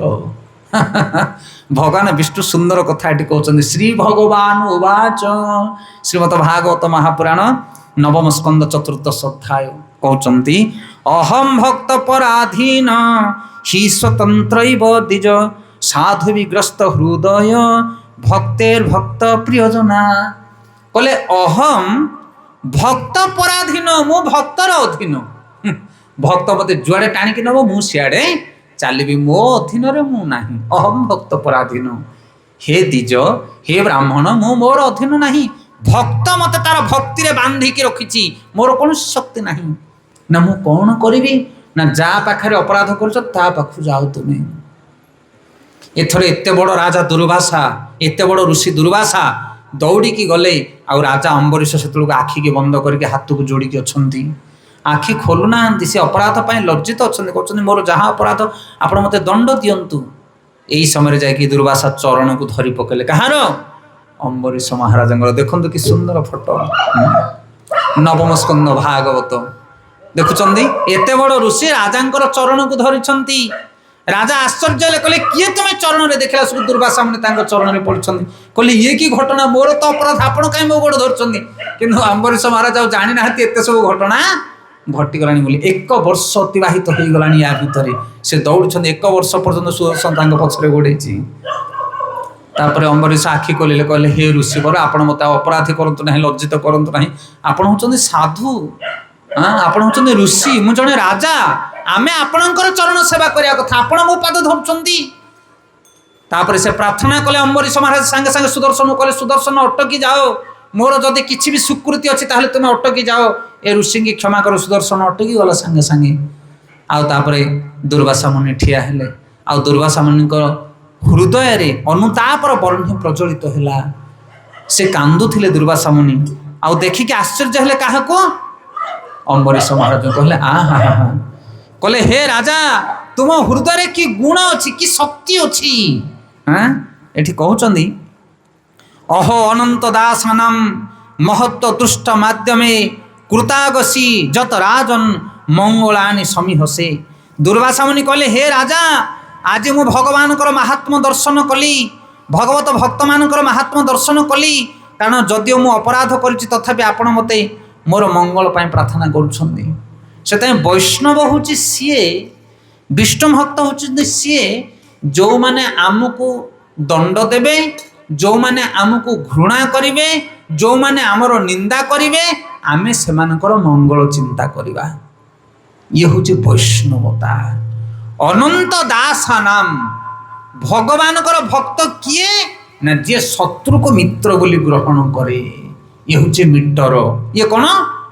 ମିଟର, ମାପ କରିବାର ଯନ୍ତ୍ର। ଆମେ ଶତ୍ରୁକୁ ମିତ୍ର ବୋଲି କ'ଣ କହିବା, ଆମେ ତ ମିତ୍ରକୁ ମଧ୍ୟ ମିତ୍ର କହିପାରୁନି। ଏ ଜଗତରେ ସବୁଠାରୁ ବଡ଼ ମିତ୍ର କିଏ ଜାଣିଛନ୍ତି? କିଏ? ଏ ଜଗତରେ ସବୁଠୁ ବଡ଼ ମିତ୍ର କିଏ? ଭଗବାନ। ସୁହୃଦ ସର୍ବଭୂତାନ, ସମସ୍ତଙ୍କର ପ୍ରିୟ ମିତ୍ର ସିଏ। ଆଉ ତାଙ୍କ ତଳକୁ ଯଦି ଆସିବା, ଆଉ କିଏ ମିତ୍ର ଅଛନ୍ତି? ପିତାମାତା। ପିତାମାତାଙ୍କ ଠାରୁ ବଡ଼ ମିତ୍ର ଜଗତରେ କିଏ ନାହାନ୍ତି। ଆମେ ସ୍କୁଲ କଲେଜରେ ଯେତେବେଳେ ଯାଉ ପ୍ରବଚନ ଦେବା ପାଇଁ, ସେତେବେଳେ କହୁ ସ୍କୁଲ ପିଲାମାନଙ୍କୁ, ଆରେ ତୁମେ ଯେଉଁ ଏଇ ଯେଉଁ ବାଳୁଙ୍ଗା ପିଲାମାନଙ୍କ ସହିତ ସାଙ୍ଗ ହେଇକି ବାଳୁଙ୍ଗାମି କରୁଛ, ଇଏ ତମର ସାଙ୍ଗ ନୁହନ୍ତି ରେ। ସାଙ୍ଗ କିଏ ନା ପ୍ରକୃତ ସାଙ୍ଗ ସିଏ ଯେ ବିପଦ ବେଳରେ ତୁମ ପାଖରେ ଥାଏ। ଆରେ ଛୋଟ ଛୋଟ ପିଲାମାନେ, ତୁମେ ଯଦି ଆଜି ପଡ଼ିଯିବ କି କୋଉଠି ଆକ୍ସିଡେଣ୍ଟ ହେଇଯିବ, ମାଡ଼ ହେଇଯିବ, ମେଡିକାଲରେ ପଡ଼ିବ, ତମ ସାଙ୍ଗମାନେ ଯିବେ କି ମେଡିକାଲ? ଯିବେନି। ରାତି ଅଧରେ ତୁମେ ଯଦି ଛଟପଟ ହେଇକି ଯନ୍ତ୍ରଣା ପାଇବ, ଏଇ ସାଙ୍ଗମାନେ ତମ ପାଖରେ ଥିବେ କି? ନଥିବେ କି? ଏସବୁ ସୁଖର ସାଙ୍ଗ ଏମାନେ, ଖେଳ ବୁଲିଆ ସାଙ୍ଗ ଏମାନେ, ଇଏ ବର୍ଥଡେ ସମୟରେ କେକ୍ କାଟିଆ ସାଙ୍ଗ ଏମାନେ। କିନ୍ତୁ ବିପଦ ଯେତେବେଳେ ଆସିବ, ସେଇ ସମୟରେ ତୁମ ବାପା ମା ତମ ପାଖରେ ଥିବେ। ରାତି ରାତି ଅନିଦ୍ରା ହେବେ ସେମାନେ ତୁମ ପାଇଁ, ଲହୁ ଲୁହାଣ ବୁହାଇ ଦେବେ ତୁମ ପାଇଁ। ସେମାନେ ହେଉଛନ୍ତି ଅସଲି ସାଙ୍ଗ। ସେଥିପାଇଁ ଯେଉଁମାନେ ପିତାମାତାଙ୍କର କଥାକୁ ଶୁଣନ୍ତି ନାହିଁ, ସେମାନଙ୍କର ଜୀବନ ବର୍ବାଦ ହେଇଯାଏ, କାରଣ ଉପଯୁକ୍ତ ସାଙ୍ଗକୁ ପରିତ୍ୟାଗ କରନ୍ତି। ଏକଥା ସ୍କୁଲ କଲେଜରେ ଆମେ କହୁ। ସେଥିପାଇଁ ସାଙ୍ଗ ହେଉଛନ୍ତି ଭଗବାନ, ସାଙ୍ଗ ହେଉଛନ୍ତି ପିତାମାତା। ଆଉ ସେଇଭଳି ସାଙ୍ଗମାନଙ୍କୁ ଆମେ ବରଣ କରୁନେ। ଆଜିକାଲି ସବୁ ବାପା ମା ମାନେ ଘରେ ଅଶାନ୍ତି, ପୁଅ ବୋହୂ ଉପରେ କୌଣସି ପିତାମାତା ଖୁସି ନୁହନ୍ତି ଆଜିକା ଡେଟ୍ରେ। ଆପଣ ପ୍ରତି ଘର ଘର ବୁଲିକି ଦେଖନ୍ତୁ, ଏକଥା ଆମେ ସମସ୍ତେ ଜାଣିଛେ। ଆମେ ବାପା ହଉ କିମ୍ବା ଆମେ ପୁଅ ହଉ, କୋଉ ବାପା ମା ନିଜର ପୁତ୍ର ବଧୂ ଉପରେ ଖୁସି ନାହାନ୍ତି। ତାହେଲେ ଆମେ ଭଗବାନଙ୍କୁ କେମିତି ଖୁସି କରେଇ ପାରିବା? ଆମେ କେମିତି ଖୁସି କରିପାରିବା ଭଗବାନଙ୍କୁ? ଆମେ କହିବା ଆମ ବାପା ଭଲ ନାହିଁ, ବାପା କହିବ ମୋ ପୁଅ ଭଲ ନାହିଁ। ଆରେ ତମେ ତ ଭଲ ନା। ତମ ବାପା ନ ଭଲ ହଉ, ତମ ପୁଅ ନ ଭଲ ହଉ, ତମେ ତ ଭଲ ନା। ଭଲ ଲୋକଟା ହେଇକି ତମେ ଅନ୍ୟକୁ ନିନ୍ଦା କରିବା ଦରକାର ନାହିଁ। ପ୍ରହ୍ଲାଦ ମହାରାଜ, ତାଙ୍କ ବାପା ହିରଣ୍ୟକଶିପୁ ଅସୁର, କିନ୍ତୁ ପ୍ରହ୍ଲାଦ କେବେ କହିନଥିଲେ ମୋ ବାପା ଖରାପ ବୋଲି। କେବେ କହିଥିଲେ? ଭାଗବତ ପଢ଼ନ୍ତ ନା। କହୁଛନ୍ତି ଅସୁର ବରୀୟ, ହେ ଅସୁରମାନଙ୍କ ଭିତରେ ଶ୍ରେଷ୍ଠ, ହେ ମୋର ପିତା, ତୁମେ ହରିଙ୍କ ଭଜନ କର। ହରି ହେଉଛନ୍ତି ସୁହୃଦ ସମସ୍ତଙ୍କର। ତାଙ୍କ ବାପା କ୍ରୋଧିତ ହେଇଯାଆନ୍ତି। ତ କହିବା କଥା ହେଲା, ଆମେ ନିଜର ଲୋକମାନଙ୍କୁ ମଧ୍ୟ ନିଜର କରିପାରୁନେ, କିନ୍ତୁ ଯେ ଶତ୍ରୁକୁ ମଧ୍ୟ ନିଜର ବୋଲି ଭାବେ, ସେ ହେଉଛି ବୈଷ୍ଣବ, ସେ ହେଉଛି ସାଧୁ, ସେ ହେଉଛି ଭଗବାନଙ୍କର ପ୍ରିୟ। ଏକଥା କିଏ କହୁଛନ୍ତି? ଦୁର୍ବାସା ମୁନି କହୁଛନ୍ତି ଅମ୍ବରୀଶ ମହାରାଜଙ୍କୁ। ସେଥିପାଇଁ ତୁମେ ରାଜା ହେଲେ କ'ଣ ହବ? ତମ ପାଖରେ ଦିବ୍ୟ ଗୁଣ ରହିଛି, ମୋ ଭଳି ଗୋଟେ ଶତ୍ରୁକୁ ମଧ୍ୟ ତମେ କୃପା କରିଦେଲ, କିନ୍ତୁ ମୁଁ ତମ ଭଳିଆ ଗୋଟେ ମିତ୍ରକୁ ମଧ୍ୟ ମିତ୍ର ବନେଇ ପାରିଲି ନାହିଁ। କ'ଣ ବୁଝିପାରିଲ ଅଲ୍ଟରନେଟ୍? ଦୁର୍ବାସା ମୁନିଙ୍କର ମିତ୍ର ଥିଲା ଅମ୍ବରୀଶ, ତାଙ୍କର ସେବା କରିବା ପାଇଁ ଚାହୁଁଥିଲେ, କିନ୍ତୁ ସିଏ ତାଙ୍କୁ କ୍ରୋଧ କଲେ। ଆଉ ଅମ୍ବରୀଶଙ୍କର ଶତ୍ରୁ ହଉଛନ୍ତି ଦୁର୍ବାସା, କିନ୍ତୁ ତଥାପି ତାଙ୍କ ପାଇଁ ସେ ଭଗବାନଙ୍କୁ ପ୍ରାର୍ଥନା କଲେ। କି ବିଡ଼ମ୍ବନା ଦେଖ। ସେଥିପାଇଁ ତୁମେ ରାଜା କି ଋଷି ଆମେ ସେ କଥା ଜାଣିନୁ, ତୁମେ ଭଦ୍ର ଲୋକ ଗାଁର କି ତମେ ଗାଁର ଭିକାରୀ ସେ କଥା ଆମେ ଜାଣିନୁ। ଭଗବାନ ସେ କଥା ଖିଆଲ କରନ୍ତିନି। ତମେ ଉଚ୍ଚ ଶିକ୍ଷିତ କି ତମେ ଆଙ୍ଗୁଠା ଛାପ, ଭଗବାନ ସେଟା ଦେଖନ୍ତିନି। ତମେ ନାରୀ କି ତମେ ପୁରୁଷ, ଭଗବାନ ସେଟା ଦେଖନ୍ତିନି। ଭଗବାନ ଗୋଟିଏ ଜିନିଷ ଦେଖନ୍ତି, ତମ ହୃଦୟ କେତେ ପବିତ୍ର, ତୁମ ଆଚରଣ କେତେ ଶୁଦ୍ଧ, ଭଗବାନ ସେଇଟାକୁ ଦେଖନ୍ତି। ସେଥି ଆମେ ସେତେବେଳେ ପ୍ରସନ୍ନ ହେଇପାରିବା, ଆମେ ସେତେବେଳେ ଆନନ୍ଦିତ ହେଇପାରିବା, ଆମେ ଜଗତକୁ ସୁଖ ପ୍ରଦାନ କରିପାରିବା। କେତେବେଳେ ନା ଯଦି ଆମେ ନିଜେ ହରି ଭଜନ କରି ଆମେ ନିଜକୁ ଶୁଦ୍ଧ କରିବା। ସେଥିପାଇଁ ଏକାଦଶୀ ବ୍ରତର ମହିମାକୁ ଦେଖ। ଦୁର୍ବାସା ମୁନି ଭଳିଆ ମହାନ ମୁନି ମଧ୍ୟ ହାର ମାନିଲେ। କାହା ପାଖରେ? ଜଣେ ରାଜାଙ୍କ ପାଖରେ, ଅମ୍ବରୀଶଙ୍କ ପାଖରେ। ତେଣୁ ଦୟାକରି ଆପଣମାନେ ପ୍ରତ୍ୟେକ ବ୍ୟକ୍ତି ଏକାଦଶୀ କରନ୍ତୁ। ଆଉ କେଉଁ ବ୍ରତ ନ କଲେ ବି ଚଳିବ, ଆଉ କେଉଁ ବ୍ରତ କରିବା ଆବଶ୍ୟକ ହିଁ ନାହିଁ। ଯେ ଏକାଦଶୀ ନିଷ୍ଠାର ସହିତ କରୁଛି, এই ଜଗତର ସବୁ ଦେବୀ ଦେବତା ମାନେ ପ୍ରସନ୍ନ ହେଇଯାନ୍ତି ତାଙ୍କ ଉପରେ। କାରଣ ଭଗବାନ ଖୁସି ହେଲେ ସମସ୍ତେ ଖୁସି। ଏକାଦଶୀ କରିବା ପାଇଁ କାହାକୁ ବାଡ଼ ବତା ନାହିଁ। 8 ବର୍ଷରୁ 80 ବର୍ଷ ପର୍ଯ୍ୟନ୍ତ ସମସ୍ତେ ଏକାଦଶୀ କରିବେ। କେତେ ବର୍ଷରୁ? 8 ବର୍ଷରୁ 80 ବର୍ଷ ପର୍ଯ୍ୟନ୍ତ ସମସ୍ତେ ଏକାଦଶୀ କରିପାରିବେ। ଆଉ 80 ପରେ ତମର ଯୋଗ୍ୟତା ରହିବନି, ସ୍ଥିତି ଠିକଠାକ ରହିବନି, ଆଉ ଲାଳନ ପାଳନ ସବୁ ଠିକଠାକ ହେଇପାରିବନି। 8 ବର୍ଷ ପୂର୍ବରୁ ବାଳକ ବୟସ, 80 ବର୍ଷ ପରେ ଅଜ୍ଞାନୀ ବୟସ। ସେଥିପାଇଁ 8 ରୁ 80 ବର୍ଷ ପର୍ଯ୍ୟନ୍ତ ଏକାଦଶୀ ଆମେ କରିପାରିବା। ଏକାଦଶୀ ପୁସ୍ତକ ଯାହାକୁ ଦରକାର ଆମ ପାଖରେ ଆଭେଲେବୁଲ ଅଛି, ଆପଣମାନେ ନେଇକି ଏକାଦଶୀ ବିଷୟରେ ପାଠ କରନ୍ତୁ। ଏବଂ ଆଜି ଥିଲା ଚୂଡ଼ା ଦହି ମହୋତ୍ସବ ପାଣିହାଟିରେ, ତା ସହିତ ଗତକାଲି ନିର୍ଜଳା ଏକାଦଶୀ, ଆଜି ହେଉଛି ତାର ପରବର୍ତ୍ତୀ ଦିନ। ତେଣୁ ଆମେ ଏ ଏକାଦଶୀ ବ୍ରତରୁ ଏ କଥା ଶିକ୍ଷା କଲେ କି ତୁମେ ରାଜା କି ତୁମେ ଭିକାରୀ ସେଟା ମାନେ ରଖେ ନା, ମୁଖ୍ୟ ହେଉଛି ତୁମେ ହରିଭଜନ କେତିକି କରୁଛ, ସେଇଟା ତୁମକୁ ଉଚ୍ଚ ଆଉ ନିଚକୁ ସାବ୍ୟସ୍ତ କରାଏ। ତେଣୁ ଆମେ ଭଗବାନଙ୍କର ଭଜନ କରିବା, ଭକ୍ତି ଆଚରଣ କରିବା। ତମେ ଯାହା ବି ହୁଅ, ଭିକ ମାଗିକି ଦିନ କାଟୁଥାଅ, କିନ୍ତୁ ତୁମ ଭଳିଆ ଜଗତରେ କେହି ଖୁସି ରହିବେ ନାହିଁ। ହରି ଭକ୍ତିରେ ହିଁ ଆନନ୍ଦ ଅଛି, ହରି ଭକ୍ତିରେ ହିଁ ବିଜୟତା ଅଛି। ବଡ଼ ବଡ଼ ଋଷି ମୁନିମାନେ ମଧ୍ୟ ତୁମ ଆଗରେ ହାର ମାନିବେ ଯଦି ତୁମେ ଭଗବାନଙ୍କର ଭଜନ କରୁଛ। ତେଣୁ ଆପଣମାନଙ୍କୁ ଆମର ନିବେଦନ, ଆପଣମାନେ ସମସ୍ତେ ଭଗବାନଙ୍କର ନାମ ଟିକେ ଜପ କରନ୍ତୁ, ଏକାଦଶୀ ଆଦି ବ୍ରତ ପାଳନ କରନ୍ତୁ। ଏଥିରେ କୌଣସି ସାଇଡ୍ ଇଫେକ୍ଟ ନାହିଁ। ଆପଣ କେଉଁ ଧର୍ମ ନେଇଛନ୍ତି ନିଅନ୍ତୁ, କେଉଁ ଦୀକ୍ଷା ଗ୍ରହଣ କରିଛନ୍ତି ନିଅନ୍ତୁ, କ'ଣ କରୁଛନ୍ତି କରନ୍ତୁ, ସେସବୁ କିଛି ଅସୁବିଧା ନାହିଁ। ଆମେ କୌଣସି ଜିନିଷ ପରିତ୍ୟାଗ କରିବାକୁ କହୁନୁ, ଯାହା ଯେମିତି କରୁଛନ୍ତି କରିଥାନ୍ତୁ, କିନ୍ତୁ ତା ସହିତ ଏଇ ଜିନିଷଟାକୁ ଏଡ୍ କରନ୍ତୁ ଜୀବନରେ। ଆପଣଙ୍କ ଜୀବନ ପରିମାର୍ଜିତ ହେବ, ଆପଣଙ୍କ ଜୀବନ ସୁଖ ଆଉ ସମୃଦ୍ଧିଶାଳୀ ହେବ। ଆଉ ସେଇଥିପାଇଁ ଆମେ ସତ୍ସଙ୍ଗ ପ୍ରୋଗ୍ରାମ କରୁଛୁ ଆପଣଙ୍କ ଗାଁରେ। ପ୍ରତି ମାସରେ 2 ଥର, ଏପଟେ ଥରେ ହେଉଛି, ସେଇପଟେ ମଧ୍ୟ ବାଲିସାହିରେ ଥରେ ହେଉଛି। କେବଳ ଏଇ ଗୋଟିଏ ମେସେଜ ଆପଣମାନଙ୍କୁ ଆମେ ଦେବା ପାଇଁ ଆସୁଛୁ ପ୍ରତି ମାସରେ। ଆପଣ ଜଞ୍ଜାଳ ଭିତରେ ଅଛନ୍ତି, ବହୁତ ଦୁଃଖ ଭୋଗ କରୁଛନ୍ତି ସମସ୍ତେ, କିନ୍ତୁ ଆପଣମାନେ ସୁଖୀ ହେଇପାରିବେ, ଆନନ୍ଦ ହେଇପାରିବେ, ଆପଣଙ୍କ ହୃଦୟ ପବିତ୍ର ହେଇପାରିବ, ଆପଣଙ୍କ ଘର ପରିବାର ବି ପବିତ୍ର ହେଇପାରିବ ଯଦି ଆପଣ ଭଗବାନଙ୍କର ନାମ ଜପ କରିବେ, ଭକ୍ତି କରିବେ। କାରଣ କଳିଯୁଗର ଅନ୍ୟ ଉପାୟ ନାହିଁ, ଏ ବହୁତ ସରଳ ସମସ୍ତଙ୍କ ପାଇଁ। ତେଣୁ ଦୟାକରି ଆପଣମାନେ ଭଗବାନଙ୍କର ନାମ ଜପ କରିବା ପାଇଁ ଚେଷ୍ଟା କରନ୍ତୁ।